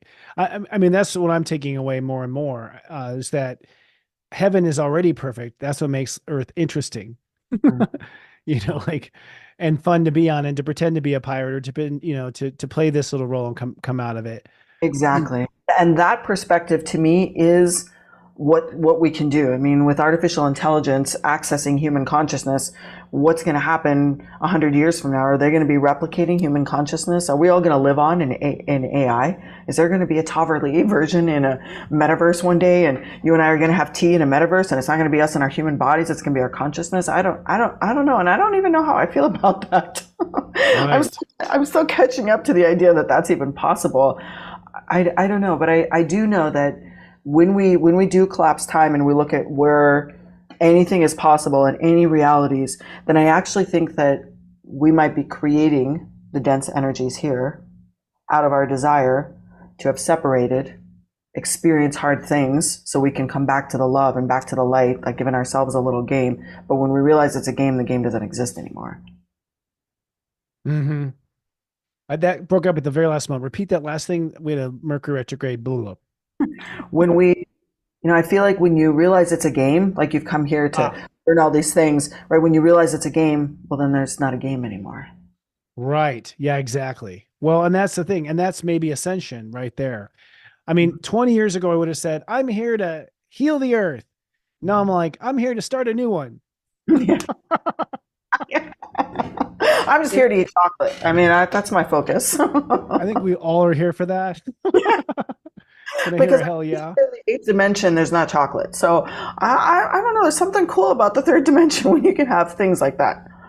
I agree. And actually, I was watching a video on your YouTube channel, and we'll give that out a little bit later here too, so everyone can find your videos. You've done a ton of videos. You were actually talking about recently in one of your recent videos, the different dimensions. How do you define third, fourth, fifth dimension and that pursuit in our lifetime, or at least it being a buzzword? Yeah, well, let's start at the bottom. So let's go like deep low. Like first dimension would sit at a vibration, and I'm going to just channel some of this in so it's relevant today compared to that video. Okay. Rocks, stones, things that still have a vibration. They're not a void. There actually is no void. Everything has a vibration. So maybe this desk even that's holding my computer, that is holding my water and my light, right? First dimension, still vibrational, but not sentient, right? Still able to connect and not sentient. When you come up into the second dimension in the channel, it feels like animals that can feel you deeply. They cannot necessarily communicate. They cannot be a part of a creatrix type of sentience, but they're aware, right? There's a lot of animals, not all, but a lot of animals that sit in that place of so connected. Now, not all of them, because some animals also sit in the first dimension because they're not very sentient. They just get eaten in the circle of life, and they're meant to just be low-level food, and so they procreate to be low-level food. Second dimension is not where humans are, or if they have been, it's been a very long time. But we think about it as those that are living and can connect to energy that are alive on the planet. Trees, beautiful second dimension, right? I mean, you can sit with a tree, you can connect with a tree, you can travel through the roots of the tree, you can go up into the cosmos through a tree. But different level of sentience, right? Then of course we come into the third dimension where we are, as humans, we can be in a multitude of dimensions at once, but we are firmly rooted. We're rooted to gravity, we're rooted to the planet, we are rooted to our intake. We are creating, and from our beliefs and from our actions all the time, we're creating, but we're also bringing in all the time, and we are exchanging a life with the plants, because what we breathe out is what they breathe in. So we have this circle of life with everything that's living. So third dimension is very, very, very cyclical. And as we start to go into the fourth dimension, you feel higher states of vibration, higher states of interconnectedness. I mean, even just feeling how you breathe with the plants is taking you into the fourth dimension. A lot of what we've talked about today is fourth dimension. Like you and I in this conversation, we're sinking into a higher level of connection. When I connected to your heart, I mean, we could stay in that place and create in the fourth dimension. But there isn't a bypassing the fourth dimension to get into the fifth dimension. To go into the fourth dimension, you have to at least be aware that there is interconnectedness in all ways. That takes you there. Just the simpleness of, you and I we're talking through something that doesn't exist. If I look at the space in my room between me and the wall, some people just see that as blank space. That's third dimension. Fourth dimension is, that all of that space is filled, right? Cellular connection. There are microbiomes flying in that area. There is breath. There are tangible things I could bring into my body, like thoughts, words, and energy. So if that's fourth dimension, and then when we go into the fifth dimension, you start to be able to access different realities by bringing in first, second, third, which we are, and fourth. When you bring that together, you can travel into the fifth dimension, and that's really your center. That's where you see your heart. Your heart opens. I mean, to me, I just got this thought to share this, that people that wonder if we're living in a matrix, the matrix is for thinking you're only in the third dimension, right? When you get into the fifth dimension and you start being able to experience all the different planes, and not only do you realize everything is interconnected, but you can go into the fifth dimension. And when you're in the fifth dimension, you have a perspective of this third dimension isn't real. We created it. So when you're in the fifth dimension and you realize, when I'm in the third dimension, I'm creating it. How do I be in the fifth dimension? How can I be in that fifth dimension and come back into the third dimension and actually create? So in the fifth dimension, you see that you are the creator, right? You go into the sixth dimension. Well, this is where polarity comes in, because we think, if I'm the creator and the creatrix of my whole life. And by the way, I hope you don't mind. I'm just going to close my eyes for a few moments while I channel Go ahead, this. yeah. When you're in the sixth dimension or the fifth dimension, and you start realizing you're the creator of all things, and you can, from this fifth dimensional place, pull in anything you desire, well, then the sixth dimension comes in and says, yes, and there is polarity. Polarity exists for a reason. The negative and positive charge has to be in existence for there to be that explosion in the middle. So in the sixth dimension, we purposefully bring in polarity. And polarity in the third dimension looks like dark, heavy energy, people that intend to do harm to others. They are, the negative charge that comes into earth, because in the sixth dimension, this is where we have pain in order to have higher states of pleasure. You wouldn't know what pleasure is if you didn't know the baseline of pain. Polarity exists in the sixth dimension for a reason, and there are beings from the sixth dimension who come into the third dimension so we can experience greater amounts of joy and learn. Then we move past that, and in the seventh dimension, you'll see this is where a lot of archangels and guides hang out. This is where you can bring in, I just feel it. Like seventh dimensional beings are, this is who we pray to, right? When we pray to seventh and eighth, and actually from the seventh on up, they are higher dimensional beings that are meant to support and love consciousness as a whole. It's the source, right? It's the smaller pieces that we've fractaled into that are there just raining down love, raining down that, yes, you chose to come down the channel into the third dimension and to be in flesh and blood and have to follow universal laws and have to have pain and have to have all these things, but you can come back up here with us, right? And bring our light into the world and navigate the third dimension a little bit easier. Whew. That was a good journey. That was fun. I think you brought me with you. I know. To stay there, I got conscious of the fact, there's lots of people watching, because I wanted us to stay in that seventh and eighth dimension, because the angels and the archangels right now, this year in 2024, are so accessible. I mean, the channel is accessible. It's accessible because we're waking up fast, so that blanket that held our easier access to higher vibrational states is less. It's the veil, right? The veil is thinner. And so the energy of archangels and angels and even so many gods and goddesses that sit with that energy, they're just like, they just want to rain down on us if we ask. I have felt, being an astrologer, I liken that to Neptune and Pisces. Just opening up that connection. I feel like the planets will show you, like, did you know you can connect the seventh dimension? That's what Neptune's been saying, and then I think once Neptune moves into Aries, I have to remember and connect on my own. So I feel like that sometimes like a phone operator, the planets plug us in and then plug us into something else. You had said the seventh was the angels, and what's the eighth? I've heard ninth is creator beings, if I'm not mistaken. But what's the difference between eighth and ninth? Okay. The ninth dimension is where you see the ascended masters sit. Okay. Right. And so the eighth dimension is, I'm not necessarily getting a really strong feeling about the importance of separating eighth and seventh. There are definitely different beings. It's almost like I've just been corrected that the angels and the archangels sit in the eighth dimension, and the seventh dimension are more the spiritual beings that guide us. And thank you for that clarification, because I'm like, seven and up. Great. Just got the no. Let's be a little more clear. Like, excuse me? Yeah, exactly. We're in the eighth. We're in the eighth. And also the ascended masters, right, sit in the ninth dimension. And these energies are accessible to us as we heal, as we grow, as we shine brighter. They're accessible to us.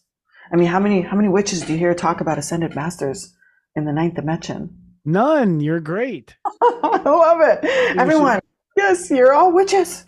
I want to bring back Bewitched and have you be the star. Like Samantha be so much more compelling than she was then. When you talk about stepping out of the box on your channel and your podcasts, what do you mean about stepping out of the box? Is that the 3D box? Well, let me address this to the women that are listening specifically. Okay. We go into school and we're told how happiness will look, right? If you do this as a woman, this is what's going to make you happy. Now, I'll talk to the men in a moment too. The box is all the things at which were the check marks of what makes you happy, successful, loved, and liked. So, and most of us actually go through the process of checking those boxes, because that's how our education system starts us, right? Like, fit in, look like everybody else, wear the cool thing, do the cool thing, and you're going to get love. And we're like, okay, we're going to do that. And then it becomes, okay, go to the right school, get the right job. And we're like, okay, we're going to do that too, because we're told that's where happiness lives. And then we're told, right, have the right type of relationship, do it in this order, do it this way, and start buying these things. Oh, and the coveted happiness will come. So we do it because it's what we know. That's what we've been taught. And that happiness seems to see, or that joy, or I call it the extraordinary way of living, just seems to stay out of reach. The box is all those checks that we do, and all of us, right? I mean, searching for whether or not that perfect house or that perfect car is going to be the thing that makes me feel purpose-filled. You're in the box. Let's actually give it a different reference. Let's use it as a cage. Let's just say that we're put in cages when we're told how to live, how to pursue happiness. And we wait for little keys to be dropped, and the key that gets dropped is, oh, it's a Prada purse, or oh, it's that car, it's that neighborhood, that school system for my children, or this. We wait, and the keys drop in, and we try them on the lock because we think, everybody says this is what makes us happy, this is what brings purpose. Until that you realize you hold the key. It's nothing that's come from outside of the cage. It's only come from the inside. And to me, when you hit that moment, it's time to say F the box, right? Step all the way out, put the key in your own cage, unlock it, and ask yourself those questions of, well, if that doesn't, fill me up and bring me joy, happiness, purpose, and love, and all the things that I crave, then what does? And be willing to stay out of the box to pursue it, right? And it's like a common catchphrase for me to F the box all the time, because it's easy to get caught up in it. Even you and I, and having spiritual businesses, right? There's still a certain way to do social media. There's still a certain way to have a website. There's still a certain way to be on YouTube, and a certain keyword to use. And we do it because, this is the way to do it. But also, you are good at this. I'm still learning to be good at this, but I'm still going to do it my way, because I know the way that feels right. So I can still step out of the box and find ways that make sense. But the box is ever present, the cage, right? The cage of where we pursue for happiness. Because I promise all of you, the happiness that's inside of you is so possible, but it doesn't live in the way that people told you you're going to find it. And it's sure as heck not going to fit in the way that you see it on social media or the news or in movies. That's that path. They're telling you a story. That's what telling you a vision. Television is meant for, but it's not television. Yeah. Television to the people who don't realize that they manifest their own reality, so they'll manifest what we tell them. That's what happens, and so that's what it is. They hijacked our consciousness. They hijacked our creative power, and you just answered my question in 12 seconds. I took 4 minutes, but yes, that's it. Well, yours was good. Very Sagittarius. I liked it. Felt the Cancer rising. It was great. That was a Sagittarius answer. Yes. Well, I love it though. And there's always a story. I love the story. I love Sagittarius. I've never been a Sag I didn't like, seriously. The energy is just wonderful. They're the cultural people of the planet. Like, they understand all the story and the cultures.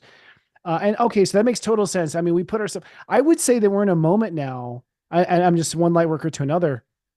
It seems like people no longer believe that box anymore. I don't think they've replaced the box with anything else. I mean, there are people, there's far right, far left people who are just extreme and stuck. No question. I think they make the most noise. I don't think they're the norm. Like, when I go to grocery stores, I'm not meeting these Karens. I'm not meeting these eccentric personalities. It seems to me, and this is in the last year and a half, that people are, for the first time, skeptical about this box. Yes, and they're seeking. Yeah, they want a new box. They want a new box. Right. Go see Toverly. We'll help you create your new box, because this is where it gets interesting. What if you get to create any box you want? Oh, then people melt down. They're like, wait, what? What do you mean I can just create any box? You can create any box you want. Right. And then goes the story, I don't know what I want. Yeah. And that's basically the principle of our businesses. Helping them figure out what they want, helping them to build their box, right? And it is happening. I mean, it's okay to not know. Owning not knowing. Like, to me, not knowing is, I'm just open to be amazed. I don't know, so amaze me, right? 8th dimensional beings come down and amaze me. Show me what I don't know. Or sixth dimensional beings, come show me all the contrast of what I don't want. So my list gets shorter. Well, being a self-proclaimed witch, you obviously stepped out of the box. Do you have any advice for that first step for people to come out of that box? I mean, It's so funny. you had something special. Maybe it was the blood of Athena. But something in you had the courage to do it without being guided. Funny enough, if you ask my friends from when I was young, they would probably all tell you that I never really fit in the box. I really just didn't. Right. I always was different. And at the time when you're little, you're like, oh, I'm on the outside, or I'm different than everybody else. I can't relate, and that's a lot of people. But I don't think anybody would say I fit really well in the box. Maybe I tried. I tried to fit in the box because I thought that's what to do. But how to start to step outside of the box? Well, first, do the ritual that I'm going to give you on the phone. That will help. Explore what stops you from being your full self. Ask yourself the question.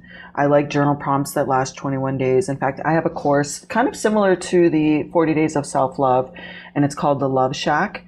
It's a 29. Ooh, I love that. No, I do it in February, and it is a deep dive into going on a journey space every week into creating your own love shack. And you go into this place and see yourself like the goddess sees you.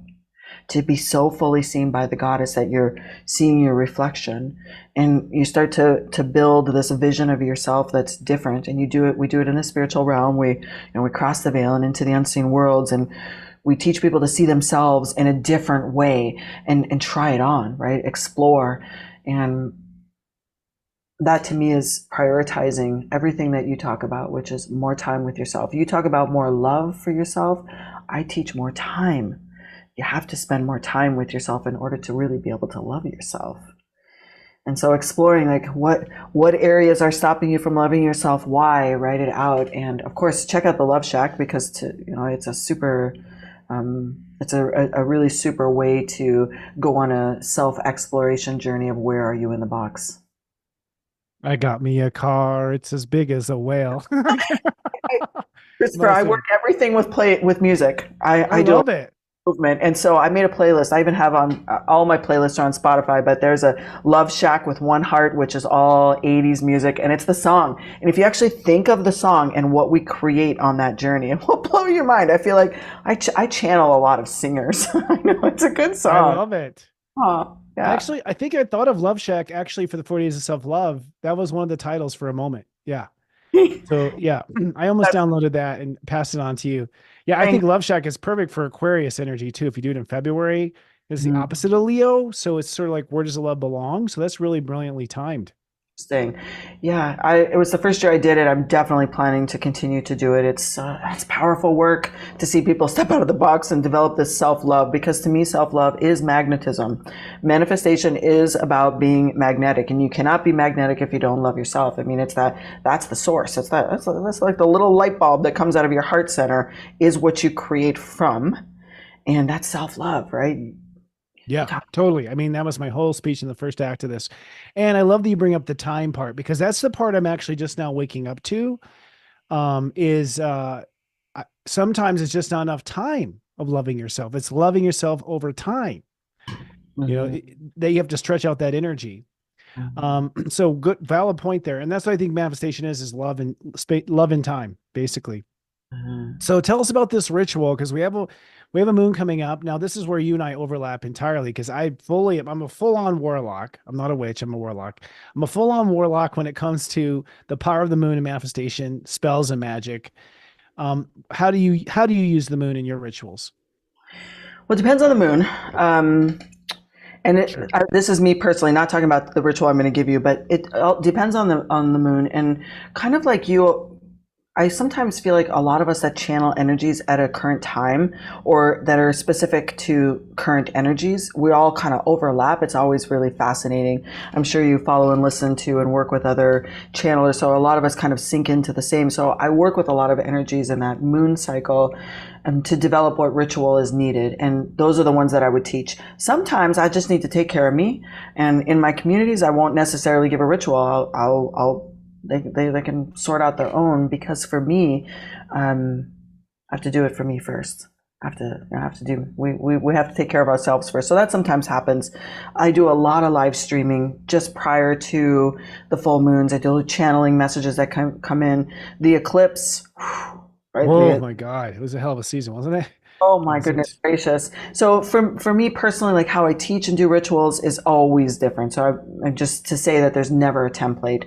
I do have something called the Spellbinders Club that I offer that is like spell after ritual after ritual. I mean, I post like 6 to 10 posts a month. They're current times, but it's like a library.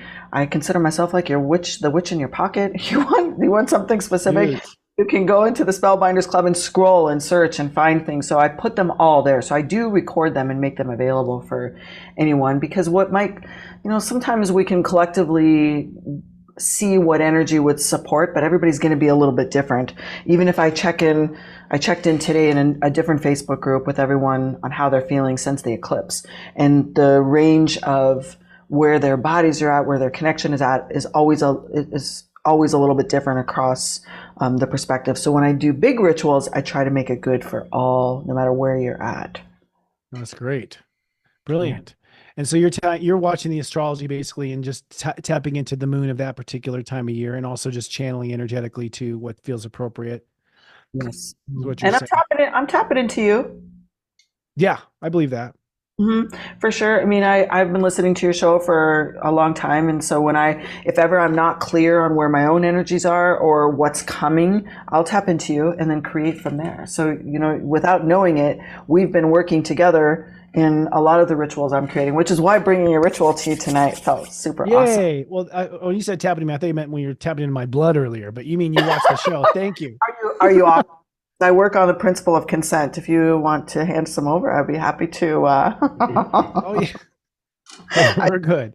I would love to hear. So tell us what your ritual is that you're offering. Yeah, so I have something really great for Tuesday. Here's the list of items that you should collect if you want to do this ritual. Some seeds. So it can be seeds from a piece of fruit you have in your house. It can be seeds that you're going to plant in the next season.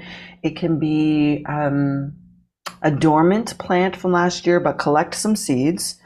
Bring together your journal, a pen, your phone, and a speaker, and give yourself about 90 minutes.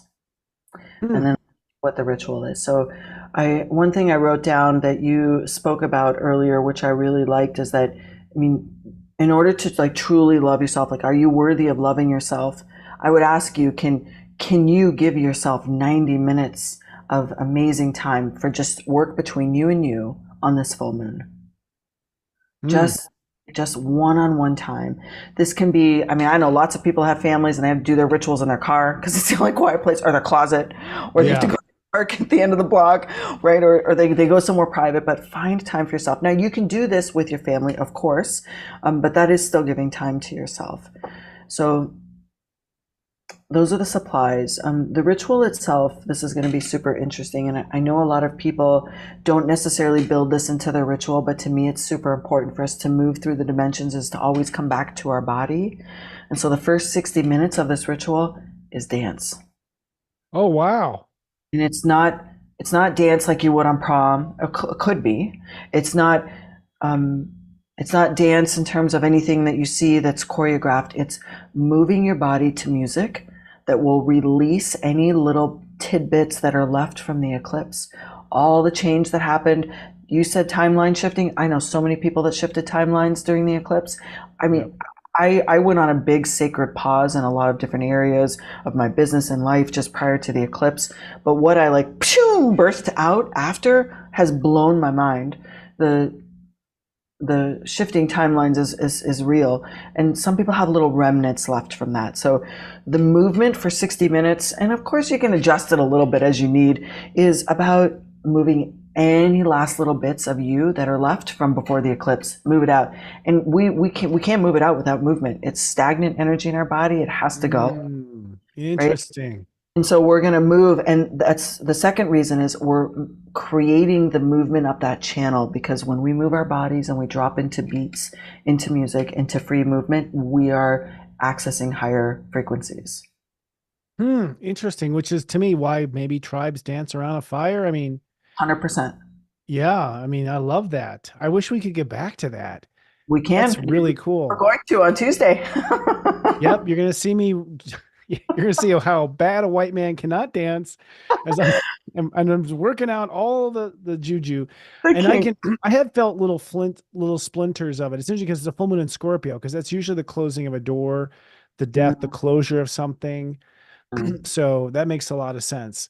And so we dance. Is that the Yeah, and ritual? I want people to think about it like I mean, dance with your eyes closed if you can. This is not about judging yourself. This is not about somebody Yeah. seeing you. This is why I do recommend if you can do this by yourself, do it. Even if it's just you're on a walk with your headphones on, because I do, of course, I made a playlist. If you're walking down a sidewalk and maybe all you got is this, like that's a movement, right? Or if you got a little shimmy in you when you're moving through your house in the hallway, right? All movement matters, but if you can let your body just move freely, you will be surprised. You'll probably stomp. If you feel like you have things to release, I suggest adding in the stomping, right? If your throat feels blocked, like bring movements of your arms in to clear your throat. If your head has been sore since the eclipse, rub on your head or work on your third eye. Like all of this is still dance. This is all still movement. And the playlist that I've put together is really good. And I named it, I think it's April Full Moon. You can find it on Spotify. It's about Okay. 60 minutes and it has a couple of different flavors to it. But if you are dancing between you and you, meaning imagine yourself dancing with yourself. Maybe for part of that time you're dancing with the version of you before the eclipse, and you're witnessing yourself and what part do you need to release, and so you shake, right? We bring in a lot of shakes and movements and let it go, and then maybe you dance with the future version of you. This is only part Mm, of the ritual, but we're releasing what's left from before the eclipse because a lot of us still have little remnants we're releasing because our body's still holding it. So, like, let your body move, sweat. Your focus is to sweat. Dance until you sweat. Turn the lights out. Put on a disco ball if you want, whatever you want. And I think a lot of people will be surprised at how good they feel after dancing. If you haven't danced in a long time, try it. I promise you, it will feel amazing. So that's step one. Okay, so that's great. you're gonna have dance, you're gonna move all this energy, and you're gonna let new energy come in, and you're gonna sweat, and you're gonna be working all of the elementals, right? This is a ritual that's working all the elementals because we're going from earth to air to fire and into water, and we're gonna continue through this journey. And then as soon as you're done dancing and you've sat down, you're gonna work your journal and ask yourself a couple of questions, but I want at the very top of your journal to be, I am ready to experience how good it can get. That's the name. That's a good That's, intention. that's the name of this ritual, is how good can it get ritual. And if you don't know yet what you're creating or what you're manifesting or what your grand I am is yet, let it just be, I am ready to experience how good it can get. This is great. And if Did you you do download know, this for this moon? yep, Because I'm thinking of the astrology that just goes along with it so well. the notes that I have about this were written almost exactly 24 hours before your team contacted me. Oh, Uh, wow.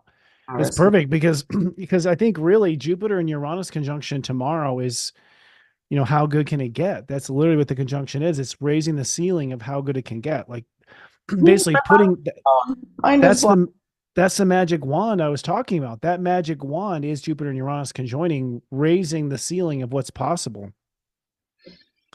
So you're right on. I would say astrologically you were right on. My mind is blown because what I would add to that is, how about making your ceiling the new floor? Yeah, exactly. Precisely. So dance out the old remnants, so then the ceiling becomes the new floor, and then we continue on to the second part of the ritual. I'm glad this resonates. I'm good. I'm glad this feels really good for a lot of people to move out what's left. There's still little bits. Second part is moving into the I am. Okay, so you're going to start with, I am ready to experience how good it can get. And this is what you put on the top of your journal. And underneath that, you continue the sentences, I will, I can, and I am, as many times as you have to come out of you. If you know what your grand I am is and you're working with an intention now, write it out through those answers. I can, I will, and I am. If you don't know, it's okay to just have, I am ready to experience how good it can get. But for me, I have lots of big projects in the works this year. I have lots of things on the go right now. So I have lots of I ams and I wills and I can that I'll complete. So once you've completed and exhausted everything that's coming out of your intention, then what you're going to do is take the seeds that you have. One seed represents each one of these I am, I can, or I will. You're going to pick the seed, you're going to hold it in your hand, you're going to speak that intention. So if it's, I am ready to experience how great it can get, I'll put that seed in my hand and I'll say, I am ready to experience how great it can get, and add a breath. Set that seed aside and do all of your I ams, I can, and I will. And now you're going to have this little beautiful packet of seeds. So this is why you might buy a packet of seeds, anything, doesn't matter, flower, vegetable, anything that is earth related, right? This brings earth into it. Or anything, if you've collected a whole bunch of seeds from an apple, those would be brilliant too. So gathering these seeds, and all of them you've just charged with your intentions. You've really just supercharged them after you've done all this movement, right? So imagine how the state your body's going to be in after an hour of dance, and you sit down and cast these intentions, because this is a spell. You're going to cast these intentions and write them out, and then you're going to take each one and speak it into a seed, and then you're going to have this little beautiful pile of seeds, or maybe just one seed that says, I'm ready to experience how good it can get. And then after that, your goal is, as soon as it's time and your earth is ready to start producing, working with seeds, wherever you live, because I know there's different weather in different zones. Whenever the earth is ready to start growing, whatever is coming awake, you give it back to the earth, but not somewhere where you can see.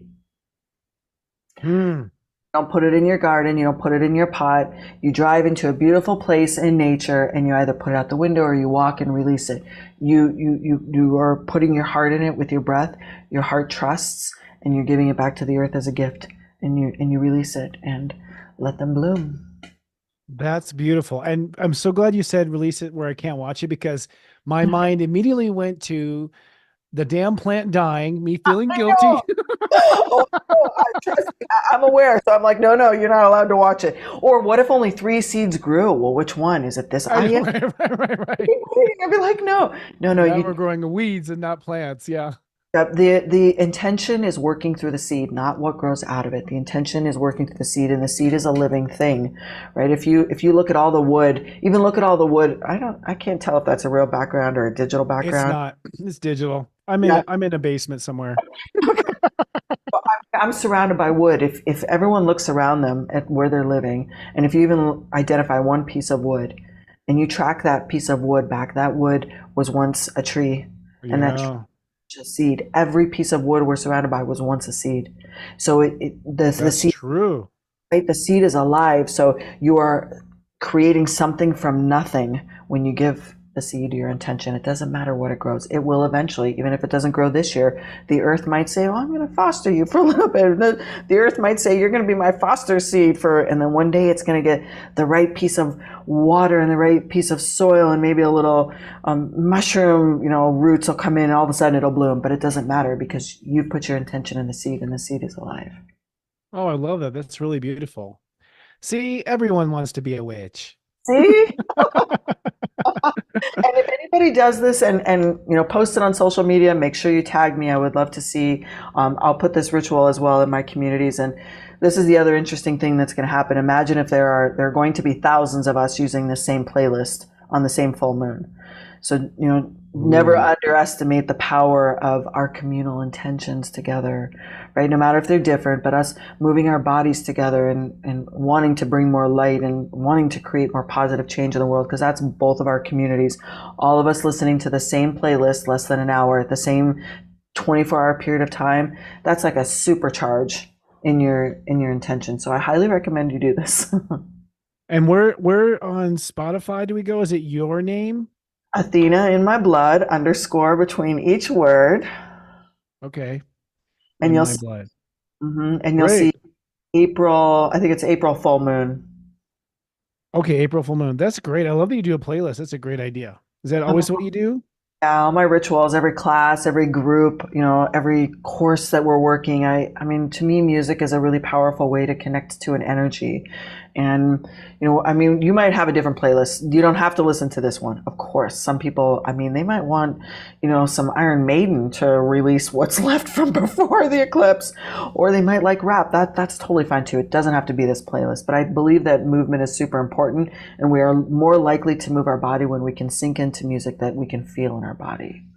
I agree. And I think, organized religion knew that. That's why there's gospel choirs, and the vibration of the sound itself is also a big part of it. And yeah, if you can find, light worker music, which I'm sure you did, like, so Sort of. yeah, thank you. A little witchy. Yeah, it'd be great. So there's so many places to experience Tahverlee. First of all, you're offering to Serious Joy a Psychic Development 101 free gift to us. So that's really nice. Helping people in their psychic awareness. What is this particular gift that you're giving us? I record this. Actually, this course just took place on Tuesday, and it feels really relevant to this time, right? Working deeply within ourselves, and we're kind of keeping the blinders on, which is why I thought it would be a good offering. It's something that I offered, and it's going to become a workshop on my website in a couple of weeks, and it's not yet. And the timing is so perfect that I wanted to just offer it. Thank you for your gift. Hey, that's sweet of you. That comes back. Which is great. She also has a YouTube channel, which is at Toverly. So you have a lot of videos up there. You've been producing, lady. Yeah. My lady. And she's on Instagram at /Toverly also. Mm-hmm. And your website is at moontempleschool.com? Correct. Mm-hmm. Okay. Just making sure that was the website or if that was a particular program. And what is the Moon Temple School? Mystery School, Moon Temple Mystery School is where so there's lots of different ways, of course, right? You and I've talked about a bunch of different spiritual paths now. So the reclamation and work of the witch is only one part to me of how people can access their sovereignty, their freedom. Not everyone's comfortable kind of with that word or that path, but it can feel the same, as we've talked about. I also teach a lot of different ways to get there, right? Different ways to different vibrational paths. And one of the key foundational pieces of what I teach is the High Priest and the High Priestess path. It is an initiate path. It opens once a year. We walk the 13 steps together, and it's all of everything you and I've just talked about, but it's a deep dive, right? We go into learning all of the different elemental directions of how to work with energy of earth and how to work with the energy of air and fire magic and water magic. And we also work deep in the shadows, and we work through beauty magic and healing magic. And in between all of that, we turn on everyone's psychic gifts full blast, teach the tools, and we walk through that path of transformation together. So that's a big piece of Mystery School, and that's the ancient teachings. The particular lineage that I carry forward is still today not online anywhere, right? The rituals, they're full body rituals, they're embodied movements, they're very specific, and they have a little bit of rootedness in the Golden Dawn tradition. And I love it. I feel like it's the most foundational work that I do is in the High Priest and the High Priestess path. We just only open it once a year. So I do talk about it, and it is there, and you can find it on my site. You can get on a wait list. We open it at the end of the year, and then we start with alchemy. We do the first full step in the path is to learn alchemy, and alchemy from the basics of the start of time of alchemy. So we take away everything you've been taught to believe, and we replace it with other possibilities, and we do it through coming to the body, through practices and breath work and rituals. So that's a big part of Mystery School, and in fact, that's the piece that I started the Mystery School for, because it is so foundational, and not everybody's ready to walk an initiate path. So I give lots of other ways, right? My YouTube channel or any of my Facebook groups or classes are just other ways to prepare yourselves for the path of transformation. Brilliant. I think you're a great example of really healthy divine feminine energy, by the way. I think women really can learn a lot by following what you've explored, and the fact you've integrated your past life witch and everything else in your own shadow. I get a feeling that a lot of our subscribers who are ready to go to the next level will be really attracted to your work and would do well with you. We have mostly a female audience, so we got a bunch of witches in this audience right now. Yay! Come on over. Yeah, I do. Of course, a lot of what I work with is women, specifically because we have been so fractured from ourselves. Yep. and it's such powerful work. And yeah, I really love it. So I mean, they can find me at moontempleschool.com. Everyone find me, get on the list if the high priest and the high priestess path looks right for you. Otherwise, jump in somewhere, and yeah, I would love to help. And we'd love to have you back on. Perhaps you'll come back on and we'll talk about the priest and priestess path and some of these higher, deeper wormholes. That would be great if you'd be open to that. Open invitation. You say the word, Christopher, and I'm here. I mean, maybe not at a hotel next time. Maybe I'll be in my witch castle, but I'll be there. Yes, live from the witch castle. Maybe we need to have you be our Halloween book right now. Like, Well, I get booked up in October faster than you would believe. I mean, Witch Fest is an example, right? We do real witch work in October. We cross the veil for real and teach people what it feels like, and ooh, it's awesome. I believe it. And actually, I'd love to talk to you more about it. There's a witch store. I'm currently in Denver right now. And if you know that, in Colorado. Well, I'm flying there in 6 hours. Yeah, so I thought. And there's literally a witch supply store up the street from me. It's Oh yeah, legit. It's high class. It's beautiful. I I'm couldn't pretty afford to sure I rent it. know which one. You do? Yeah, I'm amazed. I was like, what? You guys have enough customers for this? Wow. This is amazing. Clearly. I've done a lot of work, born and raised in Colorado. I do a lot of work with all of the different metaphysical shops in Colorado, but yeah, they're amazing. In fact, if the one that you're talking about, I think of, the owner is amazing. She has such deep rooted wisdom. It's awesome. It's beautiful. It was like nicer than a store in the mall. It was pretty amazing. Oh, then Yeah. I definitely know which one you're talking about. Yeah. Yeah. Yeah. Okay. Well, then we'll talk. Well, thank you for coming on. Would you stay after backstage for a minute so we can wrap up and talk witch a little bit more witch?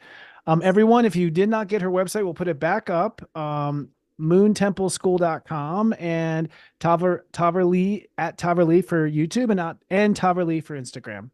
Pretty much everywhere. Just check the fake accounts, because I have like 15 accounts that are not mine, and on all platforms. Facebook, it's really crazy right now. So just look for the real me, and the way to tell, either look for the blue check or look for the ones that have lots of followers, because the ones that only have like 22, don't go there. But if you just search my first name, you can pretty much find me on every platform.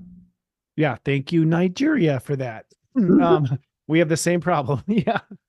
We have the same problem. Okay. Well, thank you, Tahverlee. I'll see you backstage in a minute. Thank you so much for your sharing tonight. And be sure to look through the comments. People loved you. Excelente. Well, that was great. That was perfect, actually. Absolutely perfect.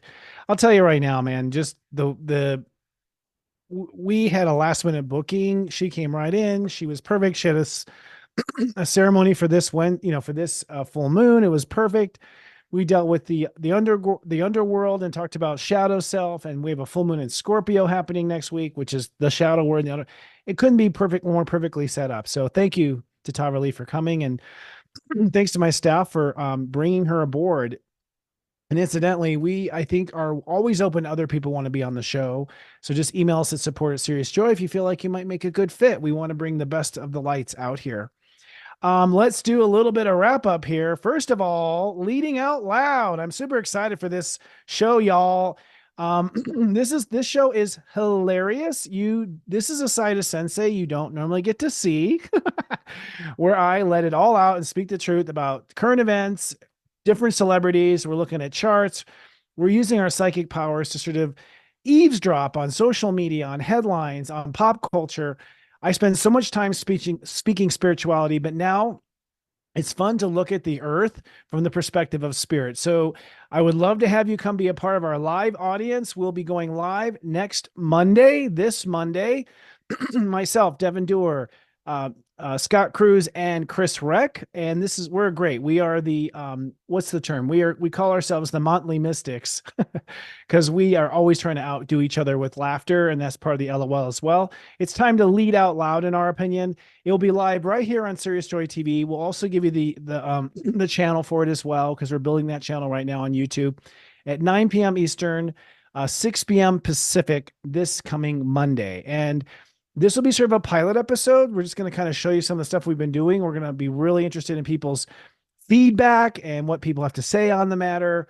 It's going to be a fun show, and it's going to be most likely Monday nights going forward. So y'all see me Mondays and Friday nights live. You're going to start and end your week with me. Also, Unite the Light. Oh my God, let's co-create. It is so time for us to come together and gather together with our spirit and our magic. I feel like this is a fated event. It's at unitethelight.love. Definitely come if you are interested, if you're feeling the pull.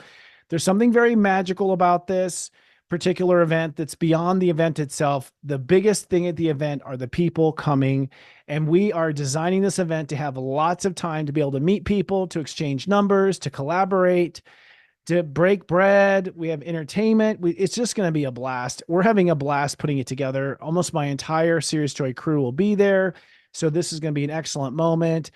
Really, I'm hoping that with this new ritual this week and really owning what you're worth, that those of you who've been on the fence about it because you were worried about spending money on yourself, I really hope that you just do and we get the chance to meet you. That's at unitethelight.love, May 18th and 19th. And I will also be the weekend prior at the Human Garage event with Gary Lynham on Sunday, the week prior. So I have to admit what the date of that is. 19 minus 7 is 12. Sunday the 12th. Did some quick math there. So look forward to seeing you all. Unitethelight.love. Also, of course, my life's work, seriousjoy.com. We are a spiritual life coaching platform. We are here to help people come in their light. We have been live. We will be turning 8 years old with the current service. Every year of the service is different with different messaging. So you're always being coached into your light. So I'm very proud that we're reaching our 8th year. That means we now have enough content to bring a person through one spiritual cycle. A spiritual cycle is 7 years. So basically, if you join Serious Joy and you stay for 7 years, you will completely eradicate your karma with yourself and come into your light. But don't trust me. Sign up for $3.99 and find out for yourself just how amazing we are. And we have lots of great stuff coming soon this year as well. Last week, we did have a very cool special self-study hall, Monday Miracles with Robbie Hunt. So Robbie was teaching with people on camera, 3 of our subscribers, how to predict for mundane events in your life using astrology. So that's like how to figure out when when you should get pregnant or when you should buy a car, or when you should sell a house. So it was a great episode, and we walked away some real strong ways of being able to determine the mundane in your chart. That's just one of many things we teach on the Self-Study Hall. It's once a month with Robbie Hunt. Just click on Self-Study Hall off the main lobby. This week will be the Golden Mega Address with yours truly. This coming week on Wednesday the 24th, we're going to do the Golden Mega Monthlies. This is where I go over the month ahead. As I said, it's going to be the grand I manifest as far as what Taurus is. But I will go over the whole month ahead of time, what we're going to see on this upcoming month. And then at the end of the show, I have an interview with a subscriber who I'm going to look at her chart and coach her on manifesting in the month of May. So we do this whole hour of here are the planets. And then we do another half hour of here's a person's chart as an example and what you can learn from it. Now, if you don't want to subscribe to Serious Joy, you can always go to seriousjoy.cloud and you can purchase any of these things a la carte. So if you just want to try us out, you can try us out really affordably at seriousjoy.cloud. All right. Thank you for that. And my standard wrap up is sharing is caring. The best thing you can do is to keep the love flowing by sharing us with your friends and family.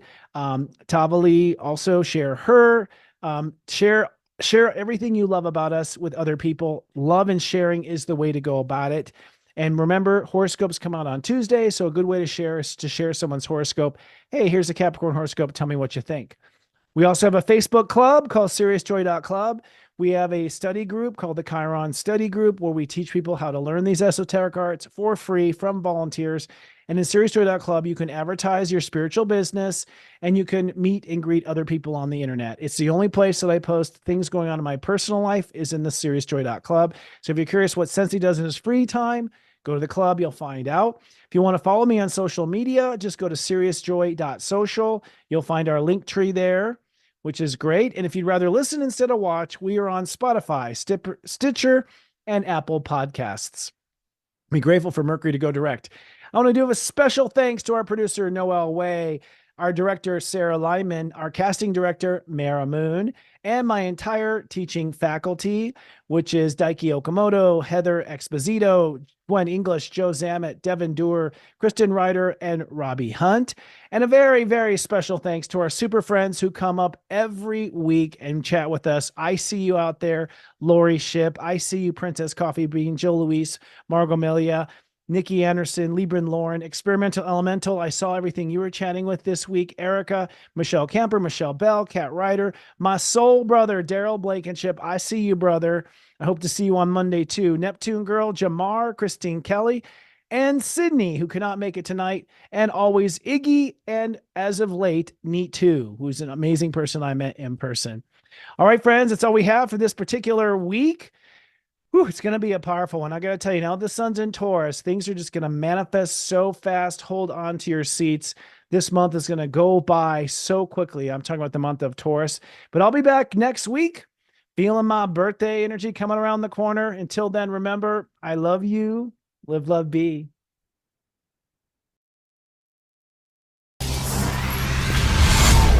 It's serious.